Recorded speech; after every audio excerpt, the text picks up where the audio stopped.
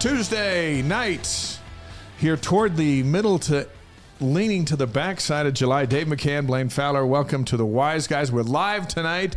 We encourage you to get on our live stream. Let us know where you're participating with us from anywhere in the world, and we'll try to get your name mentioned and where you're at, and have a good couple of hours together. Yeah, we'll see who's the furthest away. We've had Panama, Colombia, Japan. Where else? We had South Korea one week, and the Philippines. You know, it would be great if we got a North Korea. That would be something. Oh man, if there's somebody out there, Panama hey, is and guess in. What? Panama is in. There we go. Richard, good to have you with us tonight. Yeah, Panama is in. I feel like we're like it's like election night. We're waiting for results. All the returns to come in. Everybody coming in. We're on YouTube as always, and we'll put the link in the chat there. Go to YouTube, our channel there. Hit the subscribe button. That's free. Click on the bell. You get the notifications whenever we post something new or when we go live. And we're looking forward to that. We can go live. You know, now the football season's coming. We can go live anytime. You want to get that alert. We might go live from practice. And don't forget to follow us at ysguys.com. So wiseguys.com. Subscribe to get our weekly email that has highlights from the show. And it's free as well. So everything we're talking about is free here. If you want to watch our past interviews with folks like Danny Ainge and Marie Osmond and Jimmer Fredette and Sherry Dew, who we had a couple weeks ago, was really fun. Ty Detmer, Amber Whiting, Mark Pope, Kyle Van Noy, Jay Hill, Justin Enna, Gennaro Guilford, Sione Pua, Kelly Papinga, Fessy Sataki, Harvey Unga. That's just to name a few. I like the names. Who has all those folks? So and a lot more than that. They're all waiting for you. ysguys.com. So ysguys.com. Go in and subscribe and keep up to date. I don't know what's going on in Panama tonight, but Richard was right there the second we came on and said hello. Yeah. So he's in the show. Richard, is Panama the same time as we are right now? Or are they on West Coast time? I don't know. We'll have to find that out. I don't know what time they're on. But, man, he's ready right there, raising the bar. I know when I was in Croatia a couple of weeks ago, it was 8 hours. It's 7 o'clock in Panama. So it's 7. Yeah. So it's an hour later in Panama? Yeah. Okay. So, all right. Cool. Anyway, we're Richard, thanks for being with us again. We got a great show tonight and lots to talk about, including Big 12 Media Days. What did we learn from down there in Texas besides it's hot and humid this time of year down there in Texas? Yeah. We got a lot to talk about that. Yeah. Hey, how about the mascot matchup? We'll talk about that a little bit, especially after Big 12 Media Days. All the mascots were involved in this. How does Cosmos stack up with the mascots in the Big 12? We'll look at the newly released mascot power rankings. I didn't know there was such a thing. Well, somebody put them out. But evidently there's a power ranking for mascots, and I think you know where Cosmo is going to end up, but let's talk about it. Cosmo's down there dancing, teaching. He was teaching the other mascots how to dance. He is ridiculous. After further review returns a week from tonight over on BYU TV, Puka Nacua and Jaron Hall, the dangerous duo.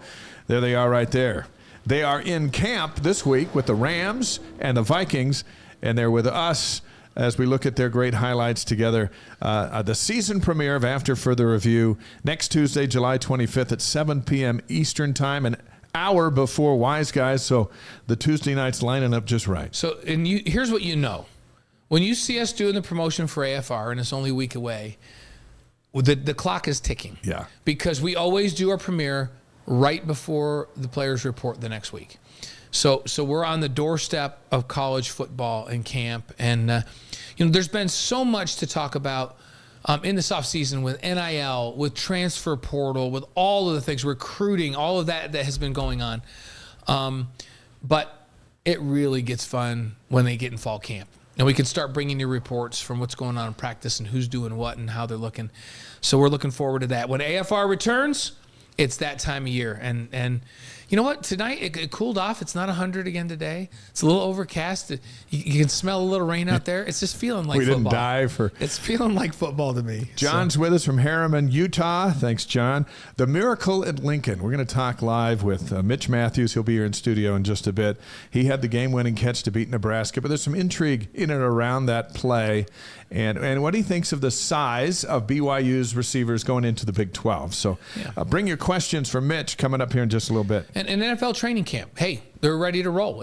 They're getting started, and NFL has a long training camp and a preseason and all that. But football is upon us. As we'll touch on the NFL training camp and who's there for BYU. So I saw a picture of Andy Reid rolling into camp today. Yeah, how's he looking? He's got some new flowered Hawaiian shirt that he's sporting today. Clearly, he's focused and ready to go because that's how he rolls.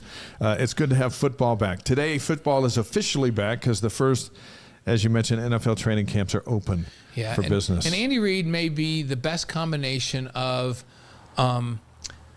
kindness yet like I've never seen anyone remotely close to him, maybe only Lavelle Edwards, that can get more out of his guys with kindness and love.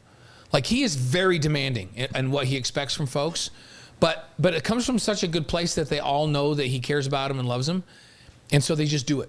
Have you ever heard anybody ever say, oh, the one guy I don't like is that Andy Reid? No. Everybody in the league loves him. You never heard Patrick Mahomes, when he sat on the bench his entire rookie year, say, I should be in the game. You know, he wanted to be in the game, but Alex Smith was in the game, and they went to the AFC Championship game. But Andy Reid was like, I'll know when Mahomes is ready. And after that season, Smith gets traded, and it's Mahomes' job, and he is ready because Andy knows better. Yeah, Andy knows best. Listen to him and follow him, and you can have a career like Patrick Mahomes. Right. And Andy Reid, I mean, he's a Hall of Famer, obviously. Like, first ballot Hall of Famer, no question about it. I just love that he doesn't coach like a tyrant where he's, all over guys and in people's faces and all that. He just gets the most out of his folks by getting them to respect him and doing it. It's almost like you do things because you don't want to disappoint your dad. Well, nobody wants to disappoint Andy. Right. And so that's how he rolls. It's great. So BYU football, we got a season of talk. Big 12 Media Days. SEC Media Days is going on right now. Right. So Big 12 was just this last week. You were down there. Pac-12 Media Days is Friday. They just have the day. Media Day. The day. As of today, there's still no media deal. And they announced through all their outlets that there isn't going to be one on Friday. So how do you have a media day with no media deal? Here's what they're going to do. They're going to set up for a whole day of people asking questions about the media deal. Oh, it's just, and of course, you can't announce one if you don't have one, and they don't have one, and that's their problem. Oh my goodness! So, and then the Big Ten Media Days, because their days are August 26th and 27th. So SEC Media Days, that's this week. It's like the Big 12, multiple days. Pac-12 is a day, because they don't want to go through the misery of trying to explain that for 3 days. No, that would be aggravating. And then the Big Ten Media Days are August 26th and 27th, and then it's ready to roll. So when we think back to what we learned in Arlington at Cowboys Stadium, AT&T Stadium, for the Big 12 Media Days, and I know so much has been written about it, and you can find more on it on the DeseretNews.com, but my impression as I was there, walking around for 3 days and mixing it up with everybody in the media that's covered the Big 12 for forever, is that BYU belonged. It was the first time BYU was there, but it didn't feel like the first time. It just felt like, seems like you guys have always been there. They treated BYU TV like we'd always been there. And all the coaches came in. They knew who we were. They knew what was going on. They were impressed by the operation. And then they just did interviews and had a good time and moved on like we had always been there. And I watched Keaton Slovis walk into the football stadium and look around, and he'd never been there before, but it felt like BYU had. And I was intrigued by that perspective because BYU hasn't been there before. Right. But it felt like they were, and that made me feel good because, they've wanted to belong for so long. For 12 years as an independent, they wanted to belong, and now they're belonging, and it felt like they'd always been there. Yeah, and it's nice that this program has some good friends already, and Kalani's got some dear friends. Dave Aranda, who's the head coach at Baylor, is a close friend of Kalani's. Multiple people on that staff, Jeff Grimes and that group, are good friends. Kalani and Steve Sarkisian are buddies from back in the BYU days, and they're good friends. And the other thing. You talk about culture. I agree with you. It really felt comfortable for BYU, and everybody just welcomed him. But how about Steve Sarkisian? I was wondering, he's Texas's coach. How much of a Cougar can he be? There was still a lot of Cougar in Steve Sarkisian, right? And there was a picture. DJ is going to put that picture up of Kalani and Steve in the hallway having a reunion. And I thought this was one of the great pictures of the week. He's got his Longhorn orange on there, but it was almost as if he'd just come from the BYU locker room and took his pads off. When we were asking him about the Cotton Bowl, he's dropping names left and right like the game just ended. Says he tells his team all the time about the touchdowns he threw at the Cotton Bowl where BYU beat Kansas State, where Texas plays Oklahoma every year. But then he said this in front of all the media. This wasn't the BYU TV interview. This was out on the stadium where there was the 50 yards of print media and then the radio media. And he was asked a question about the BYU brand and what BYU brings to the league. And here's what he said. He said, to me, BYU has been a national brand for decades, going back to Coach Edwards and what he was able to do with some of the great teams and great players. For them to now be in a Power 5 situation in the Big 12, I'm happy for them. I'm happy for BYU. I'm happy for their alumni and those players. I think it's a great opportunity. We get a chance to play them. I'm glad we don't have to go to Provo. I like how I said, I'm glad we don't have to go to Provo. We get them in Austin, so that will be fun. But, I mean, he came out firing. He was very complimentary, especially when he was on, on our air, on Sports Nation, and on our air at BYU TV. But he's still got a lot of Cougar in him. He's got some BYU pride, which I loved seeing. Yeah. And he just came right out and said, hey, BYU's not just now a major program. They've been in the national spotlight. They've been a national program for decades. So, and I love that. And then somebody said, I don't know, maybe I'm a little bit biased, but I'm thinking, you know what, that's okay if you're a little bit biased. Okay. There's nothing wrong with that. And think about this in the context of what Sark's doing. He's a former BYU football player. He is the head coach at the University of Texas. It's one of the biggest, most prized college football jobs in America. There aren't many bigger. There's no one with a bigger athletic budget, and there's no one with bigger expectations from a fan base. And we got a BYU guy who's the head coach at Texas. Right. And he's taken time to go, but I love BYU. And it was cool because all the media is just writing it down and recording it. And I thought this is why a guy like Sark is beloved by Cougar Nation, because he hasn't forgotten Cougar Nation, even though he gets paid by other guys to win games. He's getting paid to beat BYU in October. And he'll want to. It's like beating your brother. Yeah. And you know what? Like all of us, it hasn't been a golden life for Sark. He's had to work through some things. It's a redemption story at a number of turns for him, and he's accepted it and embraced it. And he's just empowered and emboldened by Cougar Nation for a guy who's coaching for Texas. Yeah, and for all of us, we want Sark to have tremendous success. Anybody with ties that came through the program, we want to have tremendous success. Not when they face off in Austin in November. Right. And we're going to try to beat him. But I hope they're undefeated and ranked in the top 5 in the country when BYU goes in there. They got to play at Alabama. It's going to be a tough one in September. So yeah, that's what you hope for, and you wish them unbelievable success when they move into the SEC. You hope that Sark ends up being a legend down there at Texas. It reflects well. We should be rooting for Sark just like we're rooting for Andy Reid to do well with the Kansas City Chiefs, right? So that was fun. I love that quote because he basically said, "Hey, they're not just coming on the national scene right now. They've been part of the national scene for a long time, and we know that, but some don't."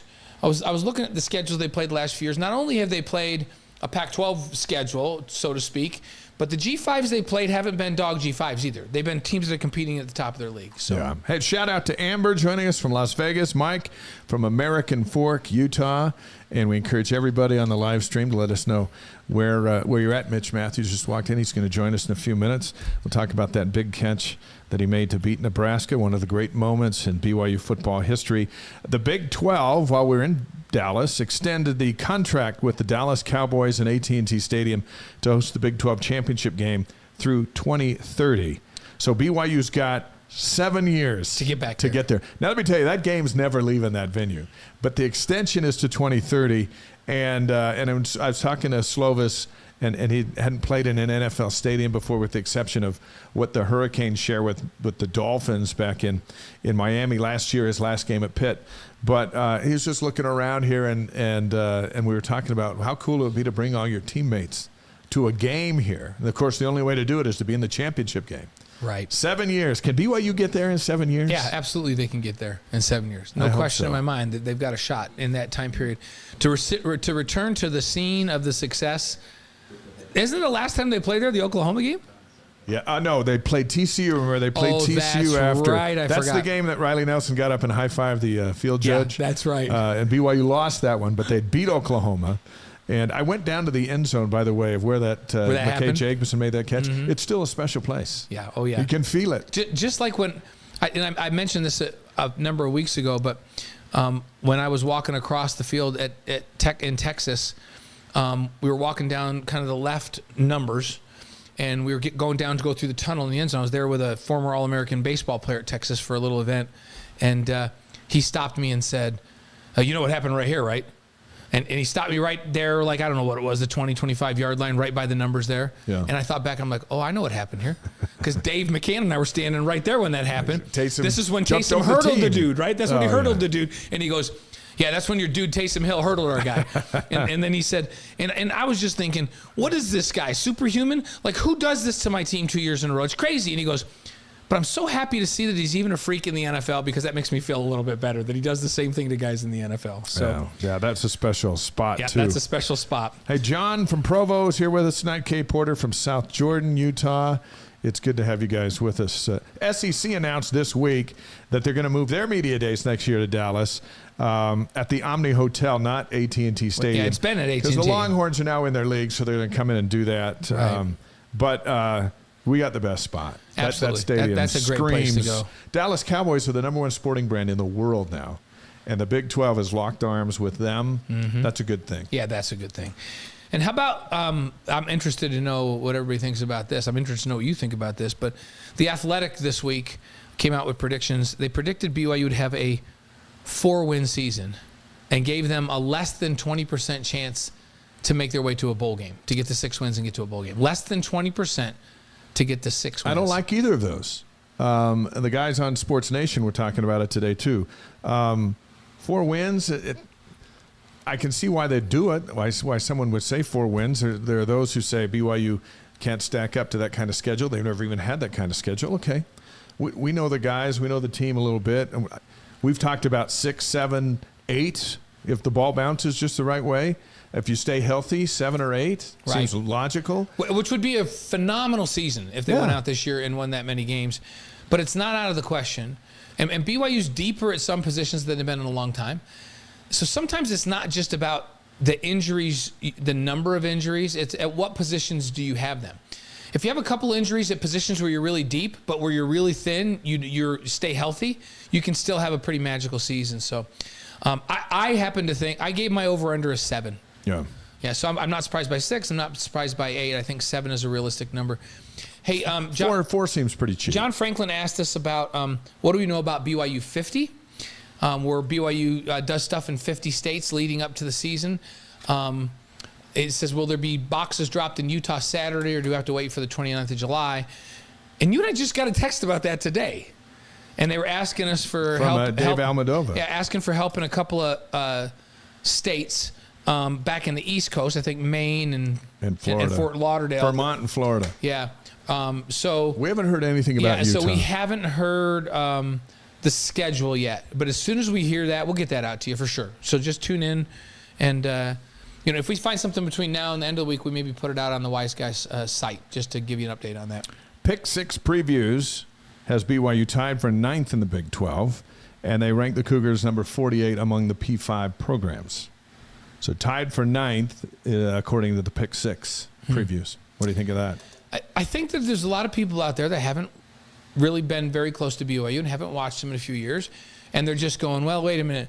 They lost their quarterback to the NFL. They lost their best receiver to the NFL. They lost their NFL running back 2 years ago and didn't look phenomenal at running back last year. They lost a couple of offensive linemen. And they're coming from being a not P5 program, an independent, into P5.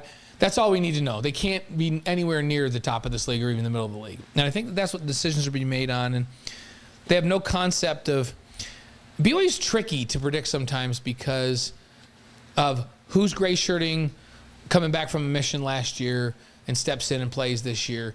The transfer portal was really good to BYU this year. It's a much needed positions.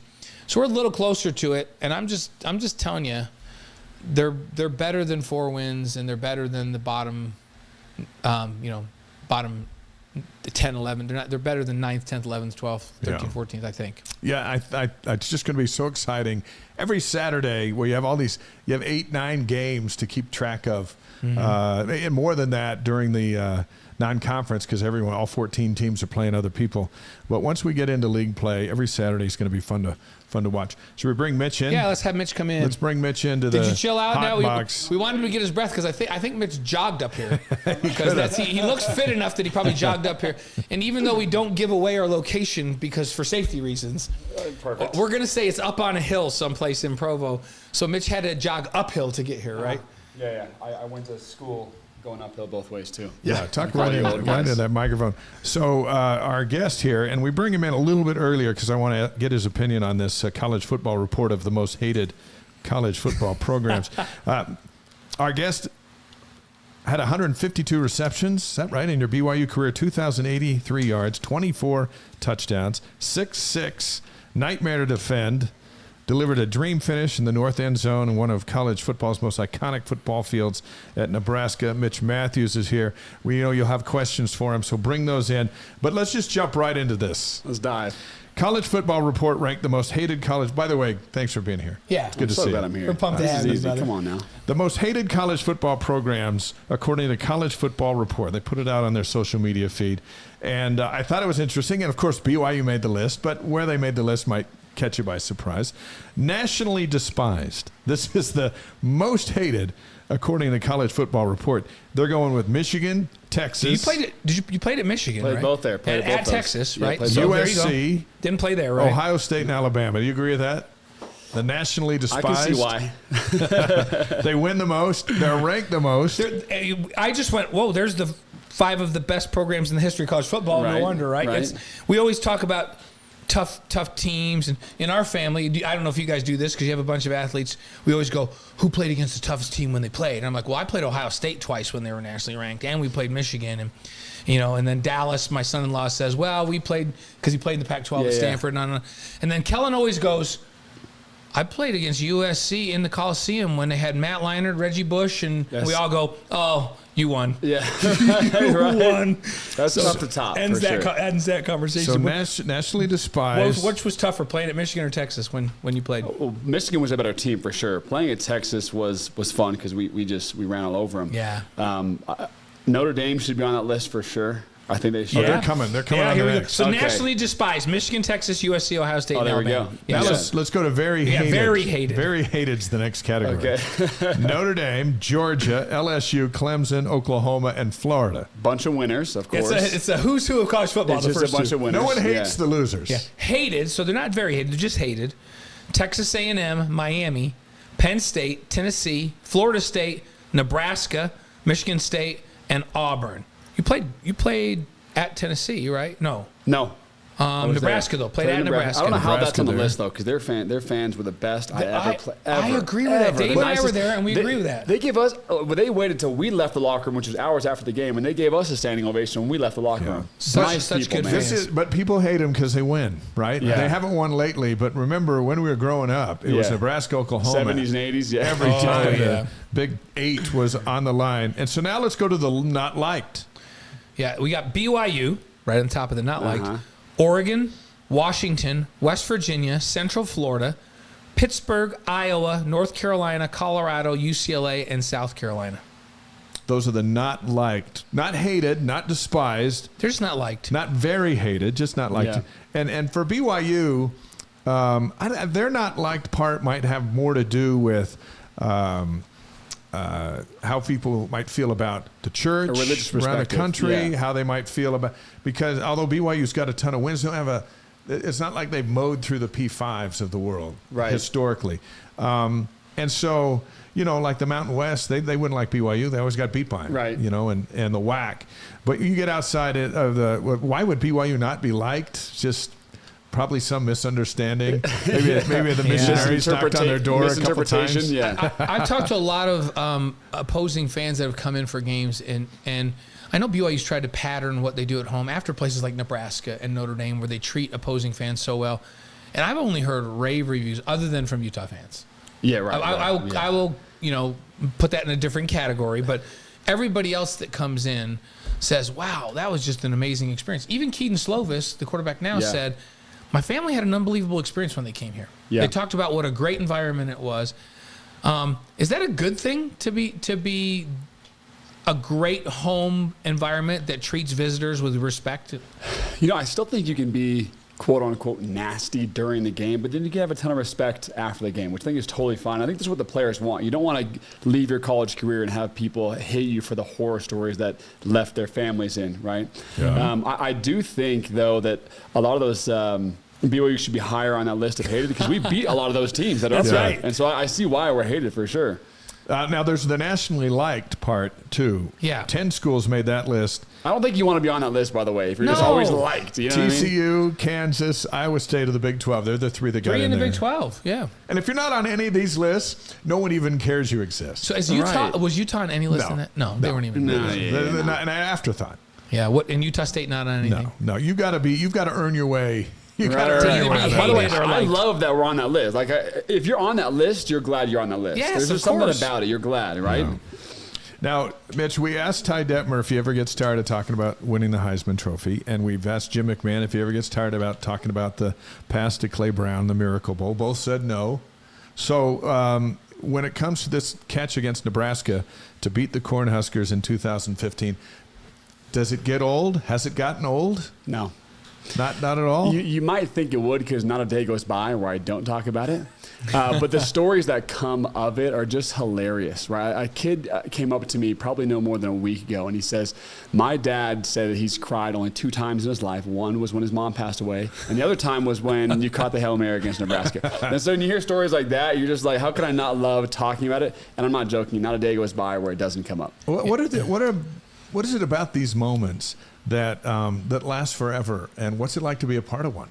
I think it's the emotion attached to the moment, right? It's the most excited people have been in a long time. They had shed tears for the first time in a long time. And then people just remember where they were when they heard the news or heard it on the radio or saw it, and there's a story attached to it. So when something reminds them of it, they just love to talk about the emotion behind it. Yeah. Well, Dave and I, which has been the case for a lot of big moments in BYU sports, of course, we were right there next to the pylon on the sideline because we had done a sideline show, pregame and postgame show for that game. So we're down there like, hey, it's going to be a Hail Mary. So let's just get right down here. And we were on the side that Smart. Yeah, we were on that right side. And you caught it. And we saw that you caught it. And Dave and I we didn't jump up and down because we immediately looked at each other and went, did he get the ball over the goal line? It's close. And Dave's like, did he get the ball over the goal line? I don't know if he got the ball over the goal line. Like we were more in a panic for a second, right? So was I. I'm right there with you. And then once they indicated it, then we jumped up and down and showed our emotion. But so we were outside the players that were on the field defending you and your teammates. Dave and I were the two closest. I think there's pictures of you guys in it. Yeah. If you got that angle, there's you two in it. We're the two closest people that next to Cosmo. Yeah, we're right. You should have joined him in the dog pile. Cosmo was in there. You could have just. I mean, the referee was part of the celebration. You guys could have jumped in. So we reminisce about those kinds of plays. So let's go back in time. Nebraska was leading 28-27 at the time, and you're on the 42-yard line. There's 1 second left on the clock, but we actually want to take you back a play before that. And I know Dave talked about this with you before.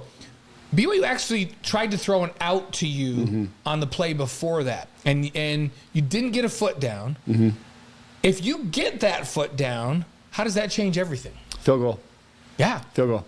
Because I think what we've been 35 yards away, right. If I would have been in, that's still Hail Mary-esque. It's still in that zone of there's not a play to get you 35 yards down the field and open. It's still Hail Mary. And so those odds go down to less than 1%. But a field goal that's 50-plus yards still is in the 10 to 20% range, if not more, right? And so stats, I mean, Coach Mendenhall is not emotional, so he's going with stats alone, and we would have kicked a field goal for sure. And was the play designed? It's like, hey, we're going to hit Mitch with a quick out. Yep. If he catches it, we're going to run out and kick a field goal. That was the plan, right? 100%. Yep. And you caught it, but didn't get a foot down. Yep.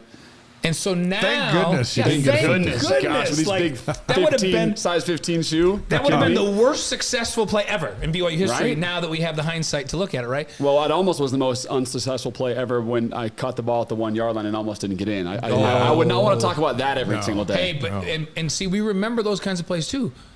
We think about BYU undefeated back at Coastal Carolina. And ending up on the 1 yard line. 1 yard line. Oh my Right. gosh! Yeah. Yeah, That's just gut wrenching. Like we talk about it right now, and we all just go, "Oh my Chills. gosh!" It Yeah. makes you feel terrible, right? Yeah. So we didn't want that to happen. So now it's not in. You're back in the huddle. You're on the 42 yard line. It's like okay, now we have to throw the Hail Mary. Yeah. What was talked about in the huddle right before that? Nothing. And it's a funny story because we practiced this play called Big Ben. And the signal was like a lumberjack chopping with an axe. That was the signal in case there was no time for timeouts. And we all knew that was coming up. Big Ben, it was our tallest receivers.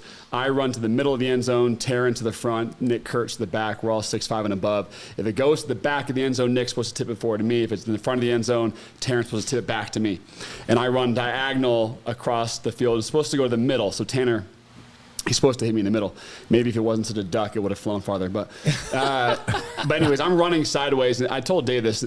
My mindset was, I have to have a little bit of redemption in that game. I didn't have a crazy great game that game. I think they put a lot of cover 2 on my side of that game, and I wanted to have a big moment for myself. Obviously, it's something you dream about your whole life, but I remember being a little bit just angry and just I needed to change the trajectory of the game with Taysom, with our team. We needed something, and so it was my opportunity to make a play. But right before then, we walk over to the sideline, already knowing what the play call was, and Coach Nine, his voice just said, "Well, you boys know what to do." And he didn't even call the play. We already knew the play because we had practiced it every single week just in case of that moment. So I guess that's why you do it.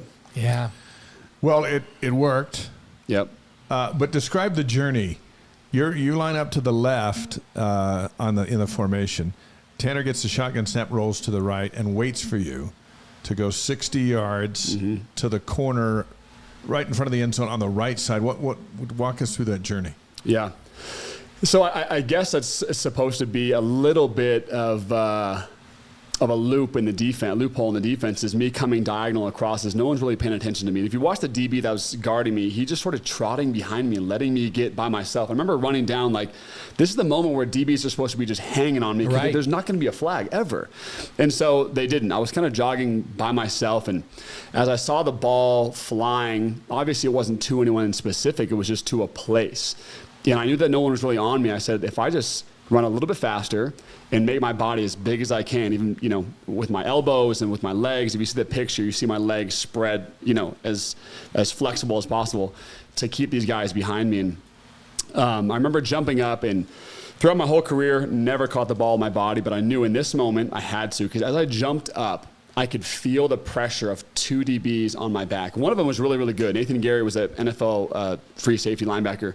He was on my left side, other DB was on my right side, and I could feel them. And if you watch the slow-mo of the play, I am getting I'm a noodle out there getting rocked by these guys. Ball gets closer. I knew I had to catch it on my body because someone was going to hit the ball away if I caught it with my hands. So I had to catch it on my body. I forget which arm it was in. Let's just say my left arm.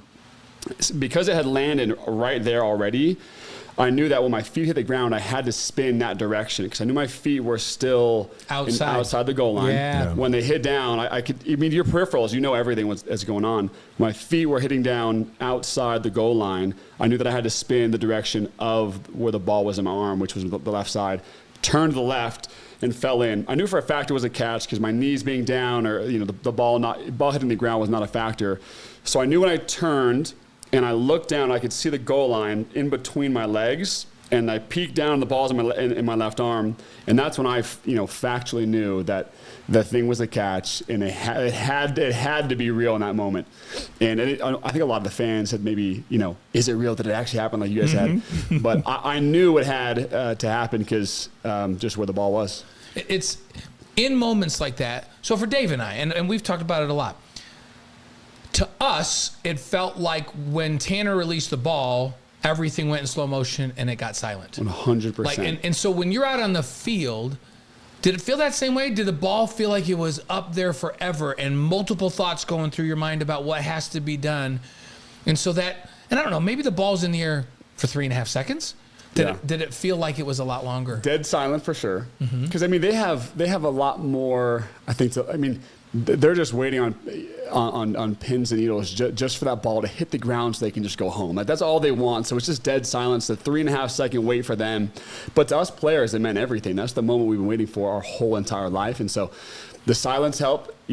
But for me, it was just an opportunity to do something that I've dreamed of my whole entire life. And luckily for me, you watch the Hail Marys that have happened in the past at BYU. Those they might not think, those people, that they really made an impact, but they did, because the fact that those had happened in the past at BYU, it paves the way for guys like me to go back and do the same. Because Hail Marys are such a low chance, but when you see that other guys had done it before, other people in college football had done it, other guys in the NFL, they're doing those big plays, why not me? And I remember thinking very clearly in that moment. I had time to think. There was a timeout. I had time to talk. I had time to think through it and had time to really digest and say, this could be my moment. Let's see how it goes. Right. And BYU, the guys that had done it before, I think it was, what year was that, the last Hail Mary? Well, Clay Brown's was in 80. Yeah, 1980. And it seemed like we may have had a couple, but with very few game-ender Hail Marys. Yeah, in the school last history. play of the game was like, remember, Mitch had one, Juergens had one. The next game. Yeah, but it wasn't the end of the game. Yeah. So an like, actual last play. play. actual Hail Mary last Yeah. play of the game moment. There's not that many in BYU history. But luckily there were some, because those are things we see the highlights all the time as players. You guys talked about them. You guys had told us all about these, the history of BYU. And so when those moments arise, it's for guys like me, it's a chance to go duplicate it because it had been done before. So I'm grateful for Did BYU you history. come out, like when we talk to people about big plays, like I was even talking to Jackson Emery one time, and they're playing in a game, and there was a moment where Dave Rose said to him, "You have to go make a play. Like right now, we have to have a play." And he's a defender. He's like, "Okay." So he goes out and he goes, "I got to go make a play." And he goes and makes a steal. Yeah. And gets a steal, and they get the ball and they get a run out, and they win the game. And everybody I've talked to, talks about that moment when they go, "Oh, I have to go make a play right now. This is I've got to do this." Did you feel that way? Because you knew you were the primary receiver on that. Yeah. Did you feel like I have got to go make a play right now? 100%. Yeah, and it's exciting too. I remember feeling abnormally calm and excited for that moment.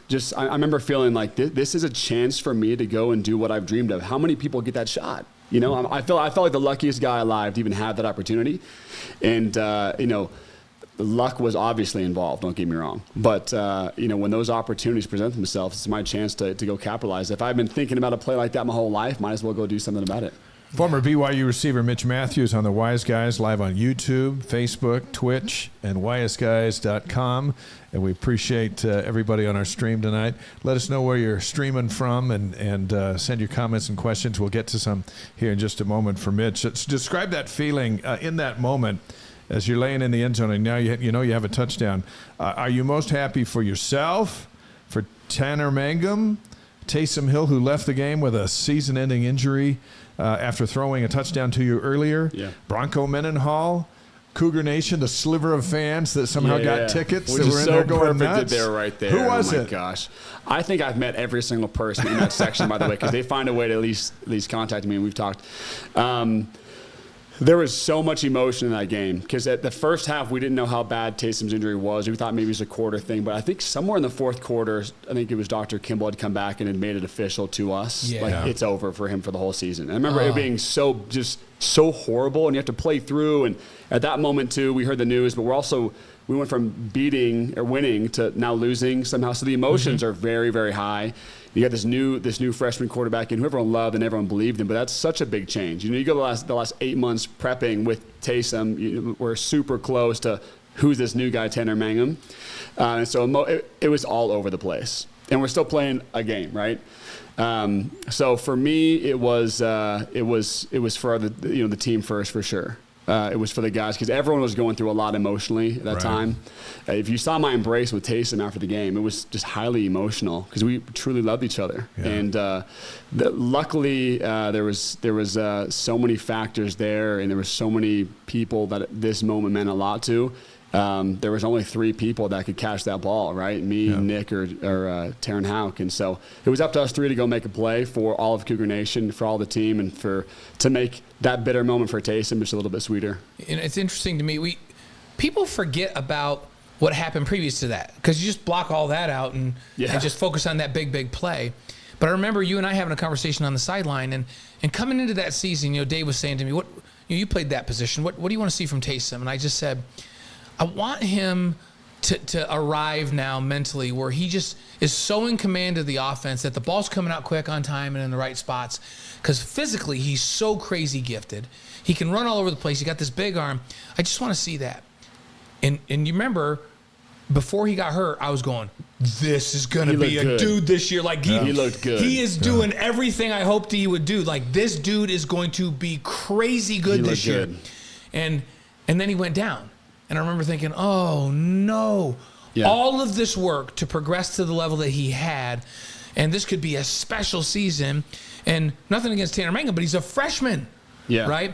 And all of that is forgotten because we make the big play at the end. The play at the end of the game. Looked good. He looked good in that game, didn't he? A lot of the receivers. I mean, Nick Kurtz had 126 yards that game, I think. Yeah. I mean, the ball was spread all over. He was throwing BBs all over the yard, making quick decisions, running away from people. Like, we would have beat them. He looked like that. We would have beat the crap out of him. Very handily. Yeah. So Bullseye writes in, sometimes magic happens. We've heard that from Austin Colley back in the day. We've seen it in the alumni game. Sometimes magic happens. But so you're laying in the end zone, and your roommate Nick Kurtz jumps on you and is shouting.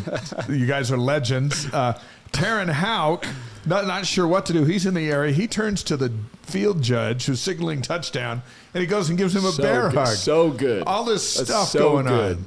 Cosmo's in there somehow. I mean, it was just so. It was so good. The Taryn Houck hug was so good. I don't know why BYU players hug ref. Like the second time in the last 8 years. I don't know how that happens. You just look for a friend. It just I don't know what it is. If Taryn was actually thinking that guy wanted a hug, I have no idea. But emotions were high, and so it just made that moment hilariously great. And the dog pile lasted. I mean, I told Dave this. If I would have died in that moment, fine. Okay. That's totally that's the way to go out. That's a good way to go out for sure. But to relive the story is even better. So it was a magical moment, and we deserved to win that game by how we were playing that first half of the game. And so to finish that way for everybody, Cougar Nation, my teammates, it was for everyone to have a piece in BYU history, especially my teammates. And we talked about the fact that hasn't happened very often. They've had some big plays that happened maybe 2 or 3 plays before the end of the game or a series before the end of the game. But this is the last play of the game. So now all that celebration on the field, you now immediately get to go into the locker room. Yeah. So, but there's got to be 2 feelings in that locker room. There's, crap, Taysom's out for the season, so there's that. But there's, hey, we just had a Hail Mary to win this game. What was that locker room like, and was it a little bit of bitter and sweet? Yeah. I was on the field for a while after with Tanner doing interviews, whatever, and I came in the locker room. And I remember the second I got in the locker room after hugging my family, it was all tears because I was just where's Taysom? Someone grabbed me and brought me directly to him, and he had stood up, and him and I just embraced for a while because, like I said, it was months and years. He kept having the injuries where we had prepped all off season for just an unfortunate injury, and so especially our senior year together, the first game.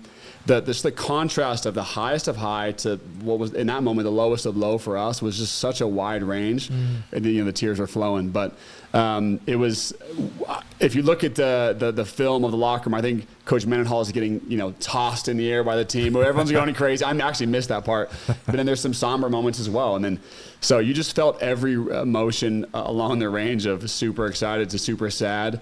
But how can you not celebrate a moment like that? But how can you not embrace your teammate who's your actual brother in those times and try to buoy him up? Isn't that why we love sports?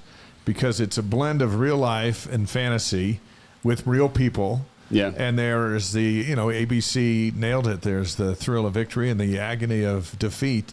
All mixed in and sometimes within seconds of each other. Yeah. And that drives us to participate in it and to watch it. Yeah. And that's it. For me.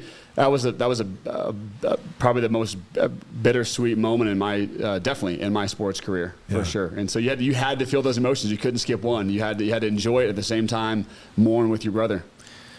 Mitch Matthews is our guest tonight on the Wise Guys. Played at BYU 2009. And then 12 through 15, following your LDS mission to Orlando, Florida. Yeah. Great place to go serve. Fantastic. Let's go back in time. Yeah, we started with the biggest moment, obviously, because that's just so fun. I'm so glad we got to relive it. You know? So let's talk about some other moments and go back in history. October 4th, 2013. This is your first collegiate touchdown catch. You actually caught 3 in that game against Utah State, finishing with 5 receptions, 112 yards, 3 touchdowns. How was that for making a first impression? Yeah, I'll never forget that day for sure. At this time, I'm trying to make a name for myself. I started multiple games my sophomore year, but I was playing behind an All-American in Cody Hoffman. I was in my same position. So when he needed a drink of water, it was my time to go shine. We just had Cody on a couple of weeks ago. Did you really? So Cody set the school record in touchdown receptions, but you go in and you steal 3 of his touchdowns in one game. Right? And so it was a great way to put me on the coach's radar as a guy who's a future starter, and maybe even that year to come out like that. And I really solidified myself in the coach's eyes as a playmaker and a guy that was a deep threat. And it was for me, injury the year before, injury a little bit after this was tough, but it was a great way for me to jump on the scene for from scouts to teammates to coaches to fans. October 18th, 2014, 16 receptions for 182 yards and 2 touchdowns in a 42-35 defeat to Colin Kaepernick in Nevada. It was a wild game in Provo. The 16 catches are number 2 at BYU for most in a game. Jay Miller's got the school record with 22 against New Mexico back in 1973. But 16, that's a sweet 16. He caught a bunch of slants. Jay recruited me. He was the offense coordinator really? Back at Brown University in the Ivy League when I was growing up in New York. And 22. He called me and goes, this is Jay Miller. I'm like, the Jay Miller from BYU that caught 22 balls? Gary Scheide. He's like, yeah, because I knew. And he's like, that's me. Gary Scheide threw it to him every single time. Yeah, they threw a bunch of slants. Really? Yeah. But he was 16. He was an acrobatic, crazy, good, talented receiver. Really? But when he got up around 17, they threw him a few slants just to get him over the hump, which is fun. I actually had, and I'm going to say I had. I'll go to my grave saying I had 17 catches that game. I remember sprinting up to Coach Mendenhall to throw the red flag for me because I knew for a fact I was in. This time, my size 15 shoe did drag in, but the refs called me out. They called you out. So it should have been 17 if you guys go back and watch it. So why didn't Bronco throw the flag? What did he say? We were on the hurry up offense, so there's not enough time. He's just get back out there. And I'm like, oh my gosh, I promise. And it was a good 20-something yarder too, so it would have put me over at the 200 range in 17 just a catches. Phenomenal. Like what was it about the matchups in that one? Were you did you just outsize these guys? Did they not have the quickness to stay with you? Was it the scheme they were playing? But you just seemed to be making plays all game long in that game. A couple things. I mean, Christian Stewart knew how to throw me the rock for sure. Christian had a great arm. Great arm, and he loved to throw me the rock. So I saw him, Christian, like a week ago for the first time, and man, it just brought back so many memories. At certain times of the game, let's say I think we were down for in the fourth quarter, and when you run that hurry-up offense, the DB sort of sag back a little bit and give you a lot of the freedom to have these dink-and-dunk plays. And so I did rack up a couple catches from that, but I just think. Look, I don't know how we lost that game. That was so embarrassing to be. Probably the most embarrassing loss of my career, besides Michigan.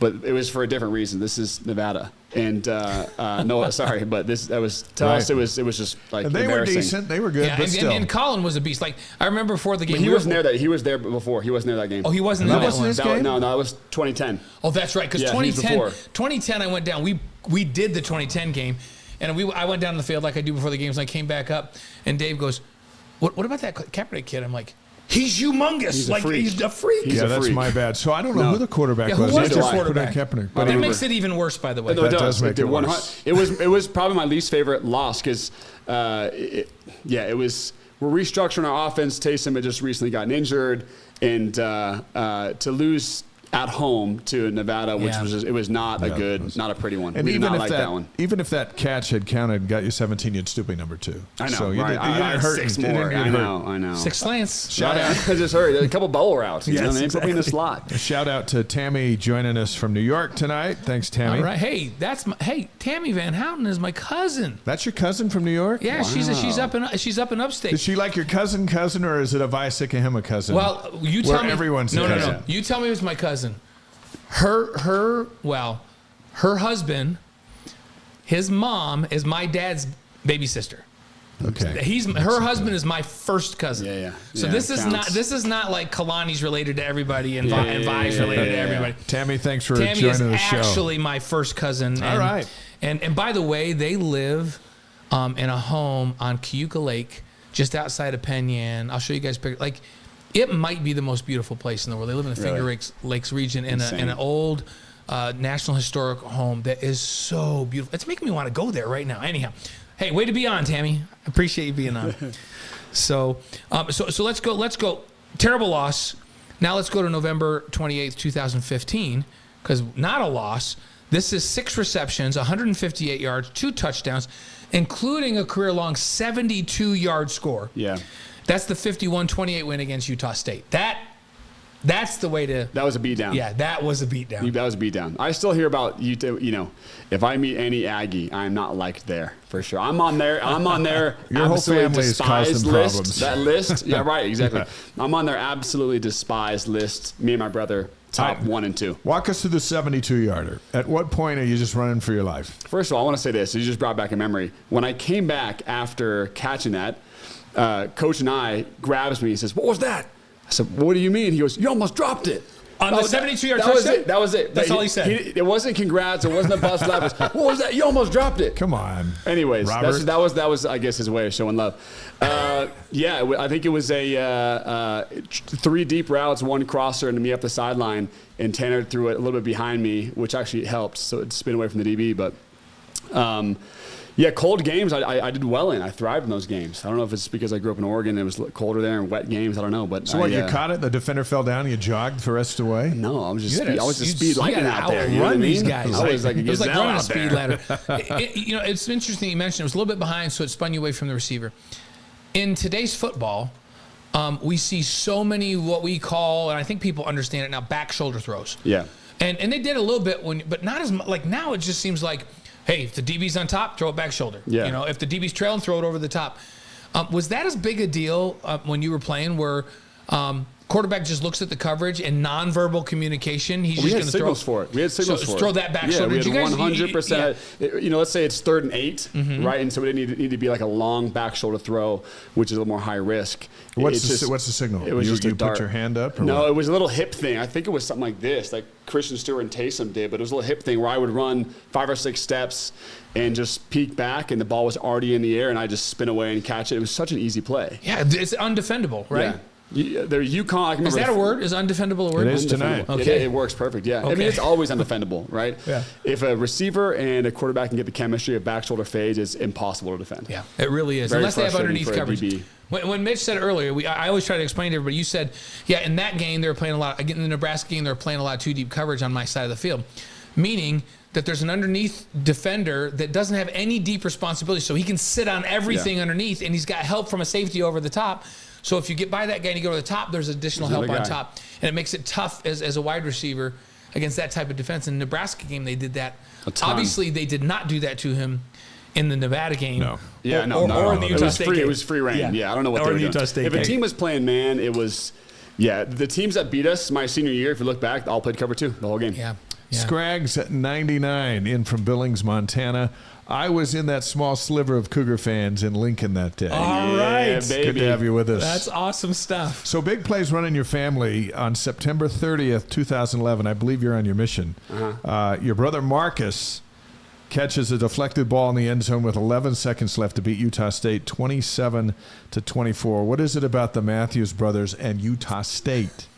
I don't know what it is. I think what it's from, though, is all of my family, my mom's side of the family, all of them are Utah State fans. Really? They're all from that west side of Wyoming, so they all went to Utah State. So all the family reunion pictures are all Utah State, and then our little sliver of BYU. And so there's something there about revenge. I don't know what it is. You guys got up for those games. You were ready for those games. We were ready. We didn't sleep, man. We were ready to go. So the ball just seemed to go our direction and get tipped the right way, I guess. So you're on your mission. How does Marcus let you know that he was the hero?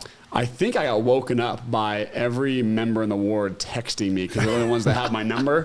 Them texting me, pictures, and there's like 30 text messages because it was a late night game. Yeah. And it's East Coast time that I'm on, so I'm asleep. So I didn't find out the next morning, but sure enough, it was a highlight of my mission. Find that out. It was amazing. Those emails I get back from him. He's diving into the game plans. He's diving into all that. He knew I'd geek out over that. But to hear that though was just huge. It was awesome. It was fun to call, and it was such an improbable. It was Riley Nelson's coming out party of I'm the quarterback now. Yeah. And that last second drive and then the tip, and the Aggies had that game won 5 different ways. Yeah. And BYU left with students crushing the field. Yeah. And then Dave said to me, was he the intended receiver? I'm like, I don't know. I don't know. I think it was JJ DeLuigi. I don't know. It came a little hot for DeLuigi. But it doesn't matter. No. It's like in the Holiday Bowl in 1984, Glenn Kozlowski and I are still convinced that Robbie was throwing the ball away on a touchdown. Like he was rolling on guys hanging on him. He went to throw the ball away and he just couldn't get enough on it because the guy's hanging on him. And Glenn elevates to like 11 feet and comes down with it like Plastic Man. He's out of the back of the end zone. He gets a foot down. Insane. And then he comes over and Glenn says, "Were you throwing that away?" And I'm right next to him. I'm like, he obviously was throwing it away. And Robbie's like, I wasn't throwing it away. I was throwing it to you. And Glenn goes, you were throwing it away. It's even better if he's throwing it away, though. You were throwing it away. He sat in that chair right where you were a few months ago. Said, of course I threw it right to Kozlowski. Robbie's like, I threw it to him. And, of course, we talked to Glenn. And Glenn goes, no, he was throwing it away. He's the only one to say that, the quarterback, of course. Mitch Matthews on the Wise Guys tonight after BYU made some free agent stops with the Chiefs, Browns, Vikings, and Dolphins. What was your NFL experience like for a guy who is 6'6", can catch, can run, but for whatever reason the NFL wasn't there? Is it timing? Is it hey, there's a bunch of receivers here? Why doesn't it work out for some where others are in their like 15th year? Yeah, it's a very good question, and totally happy to talk about it. It's hard to connect the dots, as I think it is for a lot of people that go there. It was a lot of mistakes on my part, flat out. When I was undrafted, it's draft day. I'm getting calls from a bunch of head coaches, Mike McCarthy's on the Packers and Andy Reid, and they're all like, hey, if we don't take you in the 5th round, we want you to come play for us. 6th round comes by, they call again. Hey, if we don't take you right now, come play for us. And I don't know if that was a recruiting technique or whatever it was, but sure enough, I didn't get drafted. I was super upset about it, and I had the option. The best 2 options were the Chiefs and the Packers. And when Andy Reid calls and says, look, pretty much wink, wink behind the phone, you're going to come be a Chief, and that's end of story. You're kind of like, yes, sir, let's go do it. But that was the biggest mistake of my life right there, really? which was, that year I show up, there's 15 receivers, and I show up and I drop my bags off in my room, and my roommate is Tyreek Hill. Who's the best player? Who's one of the best players in the last receiver and playmaking players. Just get him the ball on the screen and let him go. So that was my situation with 15 receivers, and I look at the roster for the Packers, and that year they had 3 active receivers who were undrafted and 2 on the practice squad who were undrafted. It was just a massive mistake, but you don't know. You genuinely don't know. And isn't it an agent's part of the responsibility to get with you and go, Mitch, I know Andy's your guy, and like we all trust him, but they've got 15 receivers, and you know who has 2? The Lions. Let me talk to the Lions for you. Yeah. If you've got a great agent and you're a free agent, isn't it? I feel like it's more important to have a great agent when you're a free agent than when you're the number 2 pick. Yeah, it's 100% true.